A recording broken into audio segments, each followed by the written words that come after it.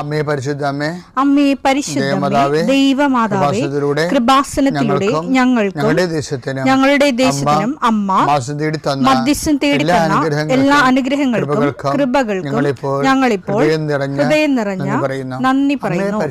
അമ്മേ പരിശുദ്ധമേ, ദൈവമാതാവേ, 2004 ഡിസംബർ 7 ഉച്ചകഴിഞ്ഞ് 2:30 കൃപാസനത്തിൽ സംഭവിച്ച അമ്മയുടെ പ്രത്യക്ഷപ്പെടലിനെ കുറിച്ച് തിരുസഭയ്ക്ക് സമർപ്പിച്ചിരിക്കുന്ന പഠനരേഖകളുടെ മേൽ സഭാത്മകമായ പഠനം ആരംഭിക്കുവാൻ ഞങ്ങൾ പ്രാർത്ഥിക്കുന്നു. അമ്മേ പരിശുദ്ധമേ, ഭൂസ്വർലോകങ്ങളുടെ രാജ്ഞിയായ അങ്ങേയ്ക്ക് ഭൗമ സംരക്ഷണത്തിനായി പ്രപഞ്ചപ്രകൃതിയെ തന്നെ തിരുസഭ പ്രതിഷ്ഠിക്കുവാൻ ഈ പ്രത്യക്ഷീകരണം വഴി ഇടയാക്കണമേ. പരിശുദ്ധമേ, ജപമാല മാതാവേ, സകല കൃപാസനം പ്രാർത്ഥനയോടും ചേർത്ത് ഞങ്ങളിപ്പോൾ പ്രാർത്ഥിക്കുന്ന ഈ കുടുംബത്തിന്റെ പ്രത്യേക നിയോഗം പറ മക്കളെ.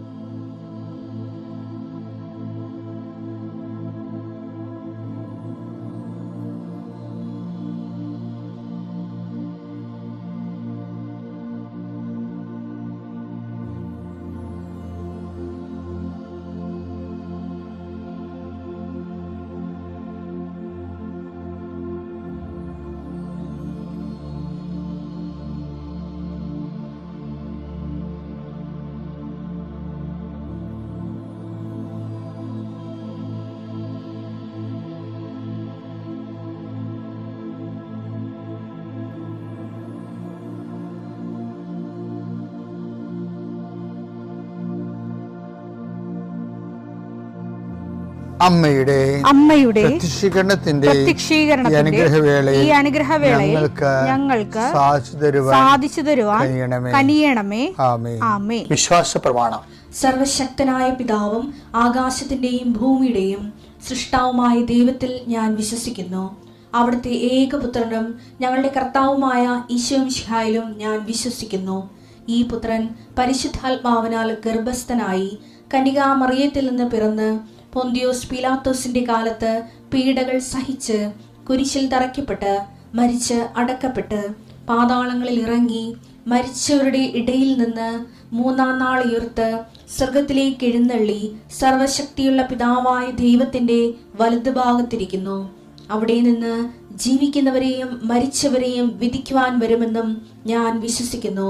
പരിശുദ്ധാത്മാവിലും ഞാൻ വിശ്വസിക്കുന്നു.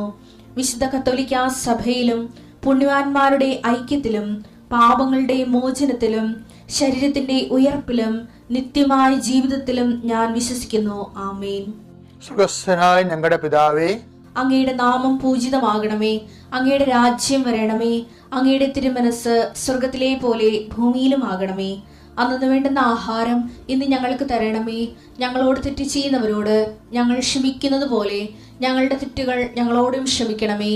ഞങ്ങളെ പ്രലോഭനത്തിൽ ഉൾപ്പെടുത്തരുതേ, തിന്മയിൽ ഞങ്ങൾ രക്ഷിക്കണമേ. ആമേൻ. നന്മ നിറഞ്ഞ മറിയമേ, സ്വസ്തി. കർത്താവ് അങ്ങയുടെ കൂടെ സ്ത്രീകളിൽ അങ്ങ് അനുഗ്രഹിക്കപ്പെട്ടവളാകുന്നു. അങ്ങയുടെ ഉദരത്തിൻ ഫലമായി ഈശോ അനുഗ്രഹിക്കപ്പെട്ടവനാകുന്നു. പരിശുദ്ധ മറിയമേ, തമ്പുരാന്റെ അമ്മേ, പാപികളായ ഞങ്ങൾക്ക് വേണ്ടി ഇപ്പോഴും ഞങ്ങളുടെ മരണസമയത്തും തമ്പുരാനോട് അപേക്ഷിക്കണമേ. ആമേൻ. കർത്താവേ, നിന്റെ ഉന്നതമായ നാമത്തിന് സ്വസ്ഥം ചെയ്യുന്ന കർത്താവേ, അങ്ങയുടെ മക്കൾ അവരുടെ ജീവനോപാധികൾക്ക് മാധ്യമമായ എല്ലാ രേഖകളും അവരുടെ കൈകളിലേക്ക് അവർ കൊണ്ടുവന്നിരിക്കുകയാണ്.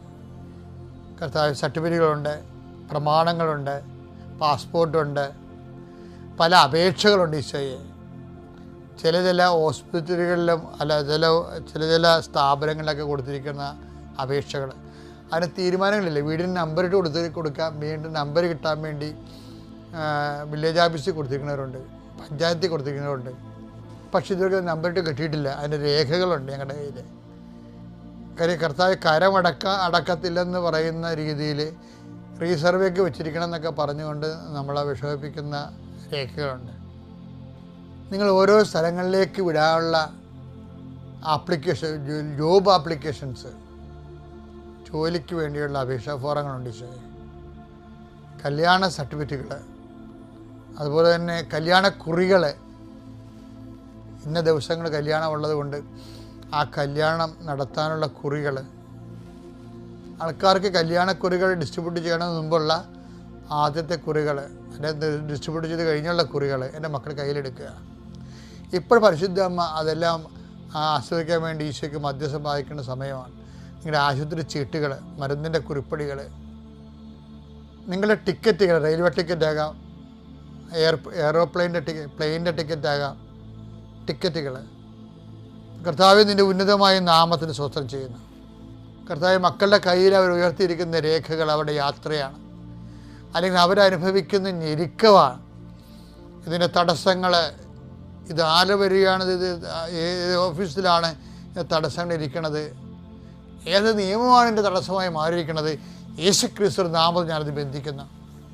അമ്മയെ പരിശുദ്ധമേ ദേവമാതാവേ, കുഞ്ഞുങ്ങളുടെ മക്കളുടെ കയ്യിരിക്കുന്ന എല്ലാ രേഖകളും, ക്വസ്റ്റ്യൻ പേപ്പറുകൾ, ആൻസർ പേപ്പറുകൾ, പാസ്പോർട്ടുകൾ, വിസകൾ, അതുപോലെ തന്നെ സ്ഥലത്തിൻ്റെ ജപ്തി നടപടിയുടെ രേഖകൾ, പ്രമാണരേഖകൾ, പട്ടയത്തിൻ്റെ രേഖകൾ, ചിട്ടിയുടെ പേപ്പറുകൾ, കടങ്ങൾ, എന്തെല്ലാം രേഖകളാണോ അതെല്ലാം കർത്താവിൻ്റെ വിശുദ്ധമായ രക്തത്തെ തളിക്കപ്പെടട്ടെ എന്ന് പ്രാർത്ഥിക്കുന്നു. എൻ്റെ കർത്താവിൻ്റെ ഉന്നതമായ നാമത്തിൽ ആശീർവദിക്കണമേ. രോഗികളെ ആശീർവദിക്കുന്നു, ജീവിത പ്രതിസന്ധിയിലിരിക്കുന്നവരെ ആശീർവദിക്കുന്നു. തൊഴുത്തിലും അതുപോലെ ആനിമൽ ഫാമിലും കോഴി വളർത്തുന്ന സ്ഥലങ്ങളിലും പലതരത്തിലുള്ള രോഗങ്ങൾ മൂലം ജീവിതമാർഗ്ഗങ്ങൾ മുട്ടിപ്പോവുകയും മൃഗങ്ങൾ മരിക്കുകയും പ്രസവിക്കാതെ പ്രസവം മുട്ടിയിരിക്കുകയും വരുമാനം ഇല്ലാതെ വിഷമിക്കുകയും ചെയ്യുന്ന എല്ലാ മേഖലകളും കർത്താവേ, നമ്മൾ ഉണ്ടാക്കുന്ന ഉൽപ്പന്നങ്ങൾ വിറ്റഴിക്കാൻ പറ്റാത്ത അവസ്ഥയിൽ വീട്ടിൽ കുന്നുകൂടി കിടക്കുന്നവരുണ്ട്, കുരുമുളകും ഏലവും ഉൾപ്പെടെ. അതുപോലെ പല പല കായ്ഫലങ്ങൾ വിൽക്കാൻ പറ്റാതെ വീട്ടിൽ കൂട്ടിയിട്ടിരിക്കുന്നവരുണ്ട്, കൂട്ടിക്കിടന്ന് നശിച്ചു പോകുന്നുണ്ട്. തർക്കപ്പുരയിടത്ത് തേങ്ങ മുളച്ച് കിടക്കുന്നവരുണ്ട് കർത്താവേ. ആൾക്കാർക്ക് എടുക്കാൻ പറ്റാത്തത് കേസായി കിടക്കുന്നവരുണ്ട് ഈശോയെ. അതിന് മേലെല്ലാം എസക്കേൻ്റെ താഴ്വര, അസ്ഥികളുടെ താഴ്വര എന്ന പോലെ കർത്താവിൻ്റെ ആത്മാവ് ജ്വലിച്ചുകൊണ്ട് ബന്ധങ്ങൾ അഴിഞ്ഞു മാറട്ടെ പ്രാർത്ഥിക്കുന്നു. എൻ്റെ കർത്താവിൻ്റെ ഉന്നതമായ നാമത്തിൽ, സഭയുടെ അധികാരത്തിൽ, കുരിശിൻ്റെ അടയാളത്തിൽ, ദൈവത്തിൻ്റെ ശക്തിയാൽ നീ പോകുന്ന വഴികളിൽ സഞ്ചാരി മാതാവ്, സമയത്തിൻ്റെ അധികാരി, നിനക്ക് സന്ധിപ്പ് സമാധാനം നൽകട്ടെ, സൗഖ്യം നൽകട്ടെ. നിത്യം പിതാപുത്രനും പരിശുദ്ധാത്മാവായ സർവ്വേശ്വരനെ നീക്കുവാമീൻ. എൻ്റെ പ്രിയപ്പെട്ടവരെ, പിന്നെ ഈ പാപത്തെക്കുറിച്ചുള്ള ഒരു കോൺസെപ്റ്റില്ലേ, അപ്പോൾ നമ്മൾ സംസാരിക്കുമ്പോഴൊക്കെ നമ്മൾ കഴിഞ്ഞ കാലങ്ങളെ അഡ്രസ്സ് ചെയ്യണം. എപ്പോഴും അത് അഡ്രസ്സ് ചെയ്യേണ്ടതല്ല, അഡ്രസ്സ് ചെയ്യണം. പക്ഷേ അമിത പ്രാധാന്യം നമ്മുടെ ഭൂതകാലങ്ങൾക്ക് കൊടുക്കുന്ന ഒരു സമീപനമല്ല ഈശോയുടേത്. ഞാൻ പണ്ടൊരു ധ്യാനം കൂടിയായിരുന്നു, ഇൻ്റർ ജനറേഷൻ ഹീലിംഗ്. ഞാൻ എൻ്റെ ഇടവകയെ ധ്യാനം നടത്തിച്ചതാണ്. ഞാനവിടെ വന്നും പോയി നിൽക്കുകയായിരുന്നു. എനിക്കത് ഉൾക്കൊള്ളാൻ ഇത്തിരി അതിപ്പോൾ നമ്മുടെ ആന്തരിക സൗഖ്യം പോലെ തന്നെയാണ്. അതിൻ്റെ അടുത്ത സെഷനായിട്ട് ഡെവലപ്പ് ചെയ്ത് വന്നതാണ് ഇൻ്റർ ജനറേഷൻ ഹീലിംഗ്. തലമുറ അന്തരധ്യാനം, ആന്തര സൗഖ്യം. അല്ല, തലമുറകളിൽ എവിടെയെങ്കിലും എന്തെങ്കിലും പാപം വന്ന് പോയിട്ടുണ്ടെങ്കിൽ അത് നമ്മളെ ബാധിക്കും എന്നുള്ളൊരു കോൺസെപ്റ്റ് ഉണ്ടല്ലോ, ബിബ്ലിക്കൽ കോൺസെപ്റ്റാണ്. അത് ഈ പിതാക്കന്മാർ പച്ചമുന്തിരിങ്ങ തിന്നു, മക്കളുടെ പല്ല് പൊളിച്ചൊന്നൊരു വചനമില്ലേ എന്ന് ഇനി ആരും പറയത്തില്ല എന്നാണ് കിടക്കുന്നത്. പക്ഷെ അത് അത്ര ആരും പറയത്തില്ല. പിതാക്കന്മാരുടെ പച്ചമുന്തിരിങ്ങ തിന്ന് മക്കളുടെ പല്ല് പൊളിച്ച്. അപ്പോൾ ഇൻ്റർ ജനറേഷൻ ആരെങ്കിലും പാവം ചെയ്തിട്ടുണ്ടെങ്കിൽ നമ്മളത് ബാധിക്കുമെന്നുള്ളതിന് അമിത പ്രാധാന്യം കൊടുക്കുകയാണ്. അതിൻ്റെ പേരിൽ എന്തെല്ലാം തരത്തിലുള്ള പുതിയ തടവറകൾ സൃഷ്ടിക്കുന്ന ആൾക്കാർ, പുതിയ ആത്മീയ തടവറകൾ സൃഷ്ടിക്കുന്നതിന് അത് സഹായിച്ചിട്ടുണ്ട്. അപ്പോൾ മനുഷ്യൻ ഒരിക്കലും ഇങ്ങനെ എന്തെങ്കിലും സംഭവിച്ചു കഴിയുമ്പോൾ ഒരു അപ്പാപ്പന്മാരുടെ കാലത്ത് കൊല്ലും കൊലയുമാണ് ഉണ്ടായിരുന്നാണ് പറയേണ്ടത്. ഞങ്ങളുടെ പത്താഴത്തിലേക്കിട്ട് ആളെ കൊന്നിട്ടുണ്ട്, ഞങ്ങളുടെ പറമ്പിൽ ആളെ മൂടിയിട്ടുണ്ടെന്നൊക്കെ പറഞ്ഞ് ഇങ്ങനെ പിച്ചും പേയും പറഞ്ഞ് നടക്കുന്ന ഒരു കാലഘട്ടം ഉണ്ടായിരുന്നു. എനിക്ക് തോന്നുന്നത് 2000 തൊട്ട് 2010 വരെയാണ് ഇതുപോലെയുള്ള ഉൽപ്പന്നങ്ങൾ ഇറങ്ങിയത്. അതിനുശേഷം പിന്നെ അത് സബ്സിഡിയായിപ്പോയി ഇൻ്റർ ജനറേഷൻ. അപ്പോൾ പക്ഷേ ക്രിസ്തു ഈ കഴിഞ്ഞ കാലങ്ങൾക്കൊന്നും അമിത പ്രാധാന്യം കൊടുക്കണില്ല. ലൂക്ക 7:39 അവനെ ക്ഷണിച്ച ആ ഫരിസേയൻ ഇത് കണ്ട് സ്വഗതമായി പറഞ്ഞു, അതായത് പറഞ്ഞു, ഇവൻ പ്രവാചകനാണെങ്കിൽ ഈശോ ആണെങ്കിൽ തന്നെ സ്പർശിക്കുന്ന സ്ത്രീ ആരെന്നും ഏത് തരക്കാരിയെന്നും അറിയുമായിരുന്നു. ഇവൾ ഒരു പാപിനിയാണല്ലോ. അപ്പൊ ഇവളുടെ പ്രസന്റ് സ്റ്റാറ്റസ് പോലും ഈശോയ്ക്ക് അത് ഈ യഹൂദന് പഴയ സ്റ്റാറ്റസും വർത്തമാനകാല സ്റ്റാറ്റസും ഒക്കെ യഹൂദന് പ്രശ്നമാണ്. പക്ഷെ ഈശോ ഈ ഭൂതകാല ചങ്ങലകളിൽ നിന്നും വർത്തമാനകാല ചങ്ങലകളെയും അമിത പ്രാധാന്യം കൊടുക്കാതെ ആണ് ഈശോ ഭാവി എന്ന് വെച്ചാൽ ഈ ഭൂതകാലത്ത് വർത്തമാനത്തിന് നമുക്ക് തിരുത്താവുന്ന ഒരു പരിധിയുണ്ട്. ഭാവിയെ ആണ് കർത്താവ് എപ്പോഴും നിൻ്റെ ഭാവിയെയാണ് കർത്താവ് എപ്പോഴും നിരീക്ഷിക്കുകയും അത് ക്രമീകരിക്കുകയും ചെയ്യാൻ ഈശോ ഉദ്ദേശിക്കും. വളരെ ഈസിയാണത്. ഇപ്പം അമിതമായ കുറ്റബോധങ്ങളൊന്നും ഒരു കുറ്റബോധം സൂക്ഷിച്ചു വെക്കേണ്ട കാര്യമില്ല ശരിക്കും പറഞ്ഞാൽ. പശ്ചാത്താപം ഉണ്ടാകണം തീർച്ചയായിട്ടും. യോഹന്നാൻ 5:14. പിന്നീട് യേശു ദേവാലയത്തിൽ വെച്ച് അവനെ കണ്ടപ്പോൾ, അവനെ വെച്ച് തലഭാരോഗിയായിരുന്നു ഇയാളെ. ആ ബെത്സേദ കുളത്തിൻ്റെ കരയിൽ നിന്ന് കിടന്ന രോഗിയാണ്. അവനെ കർത്താവ് അവിടെ സുഖപ്പെടുത്തിയല്ല, പിന്നീട് അവനെ ദേവാലയത്തിൽ വെച്ച് കണ്ടുമുട്ടിയപ്പോൾ അവനോട് കർത്താവ് ഒരു കാര്യം പറഞ്ഞു. എന്താ പറഞ്ഞത്? ഇതാ നീ സൗഖ്യം പ്രാപിച്ചിരിക്കുന്നു, കൂടുതൽ മോശമായതൊന്നും സംഭവിക്കാതിരിക്കാൻ ശ്രദ്ധിക്കണം. മോശമായൊന്നും സംഭവിക്കാതിരിക്കാൻ മേലിൽ പാപം ചെയ്യും. ഫ്യൂച്ചറാണ് ഈശോ അഡ്രസ് ചെയ്യണത് അവിടെ. അപ്പോൾ അത് ഭയങ്കര സീരിയസ് ആയിട്ടുള്ള നല്ലൊരു അപ്രോച്ചാണത്. അതായത് കഴിഞ്ഞുപോയ പാപത്തെ നമുക്ക് ഏറ്റുപറയാനേ പറ്റത്തുള്ളൂ പശ്ചാത്താപത്തോടെ. പക്ഷേ മേലിലുള്ള വരാൻ പോണ കാര്യങ്ങൾക്ക് നമുക്കത് പാപമില്ലാതെ ജീവിക്കാൻ പറ്റും. അപ്പോൾ ആ ഭാവിയെയാണ് ഈശോ അഡ്രസ്സ് ചെയ്യണം, അല്ലാതെ ഇൻ്റർ ജനറേഷനൊന്നും അല്ല, പുരാതന തലമുറകളെ അല്ല ഈശോ അഡ്രസ്സ് ചെയ്യണത്. ഇതെപ്പോഴും മനസ്സിലുണ്ടാവണം. ജീവിക്കാൻ പാപരഹിതമായി ജീവിക്കാനും വിശുദ്ധിയോടെ ജീവിക്കാനും എളുപ്പമാണ്. എൻ്റെ പ്രത്യക്ഷീണത്തിൻ്റെ സാക്ഷിയായി ഈ ദേവാലയത്തിൽ നിൽക്കാൻ സാധിച്ചത് വലിയ ഭാഗ്യമായിട്ട് കരുതുന്നു. യേശുവപ്പയ്ക്കും അമ്മയ്ക്കും 1000 നന്ദി പറയുന്നു. എൻ്റെ പേര് ജോമി മാത്യൂസ്. ഇപ്പോൾ ന്യൂസിലൻഡിലാണ്. ഞാൻ 2019 ഇവിടെ ആദ്യമായി എത്തിയത്. ഞാൻ ജസ്റ്റ് ഒന്ന് പ്രാർത്ഥിക്കാൻ വന്നതാണ്. വിഷയങ്ങളൊന്നും ഇല്ലായിരുന്നു. ന്യൂസിലൻഡിൽ പോകുന്നതിന് മുമ്പ് ഇവിടെ വന്ന് പ്രാർത്ഥിക്കാൻ മാത്രം വന്നതാണ്. ആ സമയത്ത് എനിക്ക് കുറച്ച് റബ്ബർ നാട്ടിലുണ്ടായിരുന്നു. അത് വിൽക്കുന്ന സംബന്ധിച്ച് കുറച്ച് പ്രശ്നങ്ങളുണ്ടായിരുന്നു. പക്ഷേ വിഷയങ്ങളൊന്നും വെച്ചില്ല. ഇവിടെ പ്രാർത്ഥിച്ചുകൊണ്ട് ഇരിക്കുമ്പോൾ തന്നെ എനിക്ക് ഒരു ഫോൺ കോൾ വന്നു. അത് അന്ന് തന്നെ അത് വിറ്റുപോകാനുള്ള ക്രമീകൾ നടത്തുവാൻ എനിക്ക് സാധിച്ചു. അതിനുശേഷം ഞാൻ ന്യൂസിലൻഡിലേക്ക് പോയി. അവിടെ ഞാനൊരു ഡയറിയിൽ എഴുതി വെച്ചിട്ടുണ്ടായിരുന്നു, അവിടെ PR ലഭിക്കുകയാണെങ്കിൽ മാതാവിൻ്റെ മദ്രസയിൽ അഭയം പ്രാപിച്ചുകൊണ്ട് ഉടമ്പടി എടുത്തുകൊള്ളാമെന്ന്. വൈകാതെ തന്നെ എനിക്ക് 2 വർഷത്തിനുള്ളിൽ അവിടെ PR ലഭിച്ചു. 2023 ആദ്യമായി ഞാൻ ഉടമ്പടി എടുക്കാൻ കൃപാസനത്തിൽ എത്തിയത്. ഞാനിവിടെ വരുന്നതിന് മുമ്പ് പ്രാർത്ഥിച്ചിരുന്ന, മാതാവേ, എനിക്ക് ഉടമ്പടി എടുക്കുമ്പോൾ അങ്ങേ വഹിക്കാനുള്ള ഒരു ഭാഗ്യം തരണമേ എന്ന്. എന്നിട്ട് ഞാൻ പറഞ്ഞു, മാതാവേ, എനിക്ക് മുമ്പായി ആരെങ്കിലും പ്രാർത്ഥിച്ചിട്ടുണ്ടെങ്കിൽ അവർക്ക് അങ്ങേ വഹിക്കാനുള്ള ഭാഗ്യം നൽകിയാട്ടെ എന്ന് പറഞ്ഞു. ഞാൻ വളരെ പ്രതീക്ഷയോടെ ഇവിടെ വന്നു. തീർച്ചയായിട്ടും എനിക്ക് മാതാവിനെ ലഭിക്കുമെന്ന് ഞാൻ പ്രതീക്ഷിച്ചു. ഉടമ്പടി എല്ലാം ധ്യാനത്തിന് ശേഷം ഓരോരുത്തരെയും സിസ്റ്റർ പേര് വിളിച്ച് അവസാനത്തെ 6ാമത്തെ ആൾ വന്നപ്പോൾ സിസ്റ്റർ ചോദിച്ചു, സ്റ്റുഡൻ്റായിട്ട് ആരെങ്കിലും വന്നിട്ടുണ്ടോ എന്ന് ചോദിച്ചു. ഞാൻ സ്റ്റുഡൻ്റ് ഇല്ലാത്തതുകൊണ്ട് എനിക്ക് ലഭിച്ചില്ല. അത് സ്റ്റുഡൻസിന് അവിടെ നിന്നൊരു മോൾക്ക് അത് കൊടുത്തു.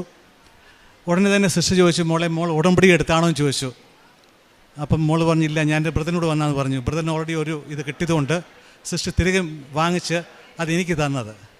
നോക്കിയപ്പോൾ അത് മാതാവായിരുന്നു. എത്രമാത്രം സന്തോഷം എനിക്ക് അന്ന് ഞാൻ ഇപ്പോഴും ഓർക്കുന്നു. അത് മാതാവിനെ വഹിച്ചുകൊണ്ട് ഇവിടെ വരാൻ എനിക്കുള്ള ഭാഗ്യം ലഭിച്ചു. ഞാൻ അന്ന് വരാനുള്ളൊരു പ്രധാന കാരണം, ഉടമ്പടി എടുക്കാൻ ഒരു കാരണം നേരത്തെ ഞാൻ പറഞ്ഞൊരു ന്യൂസിൽ എനിക്ക് PR ലഭിച്ചു. ഒപ്പം തന്നെ അവിടുത്തെ മെഡിക്കൽ ടെസ്റ്റ് എല്ലാ മാസത്തിലും എല്ലാ ആഴ്ചയിലും എന്തെങ്കിലും ആവശ്യമുണ്ടെങ്കിൽ അവിടുത്തെ ഡോക്ടർ GPയുടെ അടുത്ത് പോയി ടെസ്റ്റുകളുണ്ട്. അതിന് പ്രകാരം എനിക്ക് PSAയുടെ ഇതിലൊരു ചെറിയ വേരിയേഷൻ വന്നു. ഇപ്പോൾ ഡോക്ടർ പറഞ്ഞു വീണ്ടും ഒന്നുകൂടി ടെസ്റ്റ് ചെയ്യേണ്ട ഒരു അവസ്ഥയാണ്. PSAയുടെ വാല്യൂ മാറിക്കഴിഞ്ഞാൽ തീർച്ചയായിട്ടും നമ്മൾ ഭയക്കേണ്ട ഒരു കാര്യം തന്നെയാണ്. PSA കുറച്ച് ഹൈ ആയി, അതുപോലെ തന്നെ BP കൂടി. പല സന്ദർഭങ്ങളിൽ നാട്ടിൽ അന്ന് വന്നപ്പോഴേ എനിക്ക് ഹോസ്പിറ്റലിലേക്ക് പോകേണ്ട ഒരു അവസ്ഥ വന്നു. ഞാനിവിടെ വന്നു, ഉടമ്പടി എടുത്തു. എനിക്ക് ഭാഗ്യമായിട്ട് ബഹുമാനപ്പെട്ട ജോസഫ് അച്ഛനെ കാണാനുള്ള ഭാഗ്യം ലഭിച്ചു. അച്ഛൻ തൈലം പുരട്ടി. ഞാൻ അടുത്ത ദിവസം തന്നെ ഞാൻ ടെസ്റ്റ് ചെയ്യാൻ പോയി ഇവിടെ. അന്ന് നോർമലായി, BP നോർമലായി. ഞാൻ പ്രാർത്ഥിച്ചു, കർത്താവെ മരുന്ന് കഴിക്കാൻ എനിക്ക് ഇടവരുതരുതേ എന്ന്. ഇന്ന് 3 വർഷമായി ഞാൻ BPക്ക് ഒന്നിനും മരുന്ന് കഴിക്കുന്നതിൽ നോർമലാണ്. അന്ന് അച്ഛനെ കാണാനുള്ള ഭാഗ്യം ലഭിച്ചു. അന്ന് അതുപോലെ ഒരു മെയ് മാസം 23-ാം തീയതിയാണ് ഞാൻ 2023 ഉടമ്പടി എടുത്തത്. അച്ഛൻ പ്രാർത്ഥിച്ചു. അത്രയും ചൂടിൽ നിന്ന് അച്ഛൻ നമുക്ക് വേണ്ടി, ഓരോരുത്തർക്ക് വേണ്ടി, രോഗികൾക്ക് വേണ്ടി പ്രാർത്ഥിക്കും കണ്ടപ്പോൾ സത്യം പറഞ്ഞാൽ ഞാൻ അതിശയിച്ചു പോയി. ഇത്രയും ഓരോ രോഗികൾക്ക് വേണ്ടിയും അച്ഛന് സമയമെടുത്താണ് ഓരോ രോഗികളെയും കണ്ടുകൊണ്ടിരുന്നത്. ആ അച്ഛൻ്റെ പ്രാർത്ഥനയാണ് എനിക്ക് ഉടനടി തന്നെ എനിക്ക് ഒരു വിടുതൽ ലഭിച്ച് ഞാൻ വിശ്വസിക്കുന്നു. അതിനുശേഷം ഞാൻ അടുത്ത ദിവസം ഒരു മാസം കഴിഞ്ഞ് ന്യൂസിലൻഡിലേക്ക് മടങ്ങിപ്പോയി. 3 ഡയറക്റ്റ് ഫ്ലൈറ്റ് ഇല്ലാത്തതിനാൽ പല സ്ഥലങ്ങൾക്ക് ഹോൾട്ടുണ്ട്. 2 രാത്രി എനിക്ക് ഫ്ലൈറ്റിൽ തന്നെ ഉടമ്പടി പ്രാർത്ഥന ചൊല്ലി ന്യൂസിലൻഡിലെത്തി. അവിടെ ഉടമ്പടി ജീവിതം നയിച്ചു. ഇടയ്ക്ക് കുറേ കഴിഞ്ഞ് എനിക്കൊരു ഇൻഫെക്ഷൻ വന്നു വയറിൽ. അത് ഹൈ ആൻറ്റിബയോട്ടിക് ഡോക്ടർ നൽകി. കുറേ കോംപ്ലിക്കേഷൻ ആയിരുന്നു. എൻഡോസ്കോപ്പി ചെയ്യണമെന്ന് ഡോക്ടർ ആവശ്യപ്പെട്ടു. അതിന് പ്രകാരം ഞാൻ ഉടമ്പടി തൈലം വയറ്റിൽ പുരട്ടി. അതിനുശേഷം എൻഡോസ്കോപ്പിക്ക് വേണ്ടി സത്യം പറഞ്ഞാൽ പേടിച്ചാണ് പോയത്. ഇന്നത്തെ കാലത്ത് എന്തെല്ലാം അസുഖങ്ങൾ നിമിഷ നേരം കൊണ്ട് നമുക്ക് മാറാം. ഇന്ന് ഓക്കെ ആയിരിക്കും, പക്ഷേ നാളെ എന്തുമാകാം. ഉടമ്പടി തൈലം പുരട്ടി ഞാൻ എൻഡോസ്കോപ്പി റൂമിലേക്ക് വിശ്വാസ പ്രമാണം ചൊല്ലി കയറി. അവിടെ എൻഡോസ്കോപ്പി ടേബിൾ ഞാൻ ഒപ്പിട്ടു. ദൈവത്തെ വിളിച്ച്, മാതാവിനെ വിളിച്ച് പ്രാർത്ഥിച്ചു. റിസൾട്ട് നോർമലായിട്ട് വന്നു. ദൈവത്തിനെല്ലാ മഹത്വവും ഞാൻ നൽകുന്നു. ഒപ്പം തന്നെ അതിനുശേഷം ഒരു ചുഴലിക്കാറ്റിൻ്റെ ഒരു വലിയൊരു പ്രതിസന്ധി ന്യൂസിലൻഡിൽ ഉണ്ടായി. അത് ഗവൺമെൻറ് എല്ലാ പ്രിക്കോഷൻസ് എല്ലാം എടുത്തു, വാണിംഗ് കൊടുത്തു. ഒരാഴ്ച മുമ്പേ അറിയാമായിരുന്നു. ഞാൻ നമ്മുടെ വിശുദ്ധ ഉടമ്പടി വസ്തുവായ വിശുദ്ധ ഉപ്പ് ഭവനത്തിന് ചുറ്റും ഇട്ടു. സത്യം പറഞ്ഞാൽ ആ ഏരിയ ഒഴിച്ച് ബാക്കി എല്ലായിടത്തും ശക്തമായ ചുഴലിക്കാറ്റ് കൊണ്ട് ഭയങ്കര നഷ്ടങ്ങളുണ്ടായി. ദൈവം അത്ഭുതമായി ആ പ്രാർത്ഥനയിലൂടെ വിടുവിച്ചു. അവിടെ പലരെയും ഉടമ്പടി എടുക്കാൻ എനിക്ക് ഹെൽപ്പ് ചെയ്യാൻ സാധിച്ചു. പത്രങ്ങളെന്ന് ഞാൻ പറയാറില്ല, പത്രം കൊടുത്ത് ഞാൻ ഒരിക്കലും പറയാറില്ല. അത് യേശുവിനെ കൊടുക്കുകയാണ് ചെയ്യുന്നത്. കുറേ വർഷങ്ങൾക്ക് മുമ്പ് ഞാൻ ആത്മഹത്യ ചെയ്യാനിരുന്ന ഒരു സിസ്റ്ററിൻ്റെ സാക്ഷി ഞാൻ കേട്ടതാണ്. ഈ പത്രമല്ല കൊടുക്കുന്നത്, നമ്മൾ ക്രിസ്തുവിനെ ഓർത്തർക്ക് നമുക്ക് ഏൽപ്പിക്കുകയാണ്. വിശ്വസിച്ച് കഴിഞ്ഞാൽ ക്രിസ്തു അവിടെ പ്രവർത്തിക്കും. പലർക്കും അവിടെ പള്ളികളിലും ടാക്സി ഡ്രൈവർമാർക്കും പലർക്കും ഞാൻ കർത്താവിന് കൊടുക്കാൻ സാധിച്ചു. പലരെയും ഉടമ്പടി എടുക്കാൻ ഞാൻ സഹായിച്ചു. അതുപോലെ തന്നെ എൻ്റെ കൂടെ വർക്ക് ചെയ്യുന്ന ലാറ്റിൻ അമേരിക്കയിലുള്ള കുറച്ച് പേര്, ഒരാൾക്കാണെങ്കിൽ 3-4 വർഷമായിട്ട് അവർക്ക് ഉറക്കമില്ല, മരുന്നുകൾ കഴിച്ചാലും. ഞാൻ നമ്മുടെ കൃപാസന മാതാവിനെ പറ്റിയും അത്ഭുതങ്ങളെപ്പറ്റിയും ഞാൻ ഷെയർ ചെയ്തു. ഞാൻ നമ്മുടെ ഉടമ്പടി വസ്തുവായ ഉപ്പ് വിശ്വാസപ്രമാണം ഞാൻ ചൊല്ലി അവർക്ക് കൊടുത്തു. അടുത്ത ദിവസം അവർ വളരെ സന്തോഷം, എന്ത് പറയണമെന്ന് അറിയില്ല, അവർ വളരെ സന്തോഷത്തോടെ എൻ്റെ അടുത്ത് വന്ന് പറഞ്ഞു, ഇന്ന് സുഖമായിട്ട് ഉറങ്ങി. ഞാൻ വീണ്ടും അന്വേഷിച്ചു. അവർക്ക് ആ രോഗം മൊത്തം മാറിപ്പോയി. ഉറക്കത്തിൻ്റെ എല്ലാ അസ്വസ്ഥതകളും മാറി. അവർ സുഖമായിട്ട് ഉറങ്ങുന്നു. 3-4 വർഷം രാത്രികൾ അവർക്ക് ഉറക്കമില്ല. അതുപോലെ തന്നെ എന്നോട് വേറൊരു കാര്യം അവർ ഷെയർ ചെയ്തെന്നാൽ, അവർ അമ്മ ക്യാൻസറായിട്ട് ചിലിയിലാണ്. കുറച്ച് സീരിയസ് കേസാണ്. അവരത് എന്നോട് പറഞ്ഞ് പ്രാർത്ഥന വിഷയമായിട്ട് ഞാൻ പറഞ്ഞു. കൃപാസന മാതാവിൻ്റെ ഫോട്ടോ അവരുടെ വാട്സപ്പിൽ കൊടുത്ത് അവർ അയച്ചു കൊടുത്തു. ആ അമ്മ പ്രാർത്ഥിച്ചു. അവർക്ക് അവിടെ അടുത്ത ദിവസം തന്നെ സൗഖ്യം ലഭിച്ച് ആ ഹോസ്പിറ്റലിൽ നിന്ന് ഡിസ്ചാർജായി. അതുപോലെ തന്നെ കൂടെ വർക്ക് ചെയ്യുന്ന ലാറ്റിൻ അമേരിക്കയിലുള്ള ഒരു സുഹൃത്തിൻ്റെ ആ വ്യക്തിക്ക് ഒരു ഓപ്പറേഷൻ ശേഷം ന്യൂസിലൻഡിൽ വൂണ്ട് ഹീലാകാതിരിക്കുകയായിരുന്നു. അവർക്കും അതുപോലെ തന്നെ ഈ വിശ്വാസ പ്രമാണം ചൊല്ലി തൈലം പുരട്ടി അത് ഹീലായി. അങ്ങനെ പല കാര്യങ്ങളും അവിടെ മാതാവിൽ കൂടി അത്ഭുതങ്ങൾ സംഭവിച്ചു. ഒരു ബിസിനസ് ചെയ്യുന്ന ഒരു മലയാളി ഒരു ആൻറ്റി ഉണ്ടായിരുന്നു. ആൻറ്റി എൻ്റെ വിഷയം പറഞ്ഞ് അവരെ ഉടമ്പടി എടുക്കാൻ സഹായിച്ചു. അതിനുശേഷം 1 മാസത്തിന് ശേഷം അവർ പറഞ്ഞ് അവർക്ക് അവിടെ ഒരു ഉടമ്പടി വിഷയം, അവരുടെ മകൾക്ക് ഓസ്ട്രേലിയയിൽ മക്കളില്ലാതെ ഇരിക്കുകയായിരുന്നു. അവർക്കത് മക്കളുണ്ടായി. അത് വളരെ സന്തോഷത്തോടെ അവരിവിടെ വന്ന് ദൈവത്തിന് നന്ദി പറഞ്ഞോളാമെന്ന് അവരെന്നെ അറിയിച്ചു. ഒപ്പം തന്നെ ഒരു എഡ്യൂക്കേഷൻ ലോണിൻ്റെ കാര്യം, എൻ്റെ മകന് വേണ്ടി അവിടെ എഡ്യൂക്കേഷൻ ലോണിന് വേണ്ടി അപ്ലൈ ചെയ്തു. പക്ഷേങ്കിൽ വളരെ ഡിഫിക്കൽട്ടായിരുന്നു കിട്ടാൻ. പക്ഷേ മാതാവിൻ്റെ യൂട്യൂബിലുള്ള ഇത് എടുത്തുകൊണ്ട് ഞാൻ ആ ബാങ്ക് മാനേജറുടെ മുറിയിൽ കയറി ഒന്നും ചോദിക്കാതെ തന്നെ എഡ്യൂക്കേഷൻ ലോൺ പാസ്സായി. ആത്മീയജീവിതം 2-3 വർഷം കൂടുമ്പോഴായിരുന്നു ഞാൻ വിശുദ്ധ കുമ്പസാരം നടത്തിക്കൊണ്ടിരുന്നത്. പക്ഷേ ഇതിന് ശേഷം എനിക്ക് ദൈവത്തോട് കൂടുതൽ അടുക്കാൻ പറ്റി. മാസത്തിൽ 2 പ്രാവശ്യം വിശുദ്ധ കുമ്പസാരിക്കാൻ പറ്റി. ആഴ്ചകളിൽ 2-3 പ്രാവശ്യം വിശുദ്ധ കുർബാന അനുഭവിക്കുന്നതിന് എനിക്ക് സാധിക്കുന്നു. സത്യം പറഞ്ഞാൽ ഈ ദേവാലയം രോഗസൗഖ്യത്തിന് മാത്രമല്ല, നമ്മളെ ഓരോരുത്തരെയും നിത്യത്തിലേക്ക് നടത്തുന്ന ഒരു കേന്ദ്രമാണ്. അച്ഛൻ അതിനൊരു മുഖാന്തരമാണ്. അച്ഛൻ്റെ കണ്ണീരിൻ്റെയും ഉപവാസത്തിൻ്റെയും കഷ്ടതയുടെയും പ്രാർത്ഥനയുടെയും ജപമാലയുടെയും ഒറ്റ കാരണം കൊണ്ടാണ് മാതാവ് ഇവിടെ പ്രത്യക്ഷപ്പെട്ടത് ഞാൻ വിശ്വസിക്കുന്നു. അച്ഛൻ്റെ എത്ര നന്ദി പറഞ്ഞാലും മതിയാവത്തില്ല. നമ്മുടെ പ്രാർത്ഥനകൾ ഞാൻ അച്ഛനെ ഓർക്കുന്നുണ്ട്. ഞാൻ പല സന്ദർഭങ്ങളിൽ അച്ഛൻ്റെ സ്വപ്നം കണ്ടു. കഴിഞ്ഞ ദിവസവും അച്ഛൻ്റെ സ്വപ്നം കണ്ടു. നേരത്തെ കണ്ടപ്പോൾ അച്ഛൻ്റെ കൂടെ ഞാൻ ശുശ്രൂഷ ചെയ്യുന്നതായിട്ടാണ് ഞാൻ ഡ്രീമിൽ ഞാൻ കണ്ടത്. ഇവിടെ അനേകായിരം പേര്, ലക്ഷം പേര് വരാൻ ആഗ്രഹിച്ചിട്ടും ദൂരെ ഇരുന്ന് സാധിക്കാതെ ഇവിടെ വരാൻ ആഗ്രഹിക്കാത്ത പലരുണ്ട്. എന്നാൽ നമുക്കിന്ന് ഇവിടെ ദേവാലയത്തിൽ വന്ന് മാതാവിൻ്റെ മസ്സയിൽ അഭയം പ്രാപിക്കുവാനും പ്രാർത്ഥിക്കുവാനും ഈ ദേവാലയത്തിൽ അല്പസമയം ഇരിക്കാൻ സാധിച്ചത് വളരെ ഭാഗ്യമായിട്ട് കരുതുന്നു. ഈ കൃപാസനം എൻ്റെ ജീവിതത്തിൽ ഒരു നിത്യതയ്ക്കൊരു വഴികാട്ടിയായിരിക്കും. തീർച്ചയായിട്ടും നമ്മൾ ക്രിസ്തുവിനെ കൊടുക്കണം. പലർക്കും നിത്യത്തിലേക്ക് നയിക്കുന്ന ഒരു വ്യക്തികളെ നമ്മൾ തീരണം. എത്ര നന്ദി പറഞ്ഞാലും എനിക്ക് മതിയാവില്ല. യേശുപ്പയോടും മാതാവിനോടും എൻ്റെ ജീവിതം ഇനിയും തുടർന്നും യേശുപ്പയിലും മാതാവിലും ആശ്രയിച്ചുകൊണ്ട് ഞാൻ മുമ്പോട്ട് പോകും. എത്രത്തെ നന്മകൾ തന്നു വാക്കുകൊണ്ട് പറഞ്ഞ് തീരത്തില്ല, ജീവിതം കൊണ്ടും തീരത്തില്ല.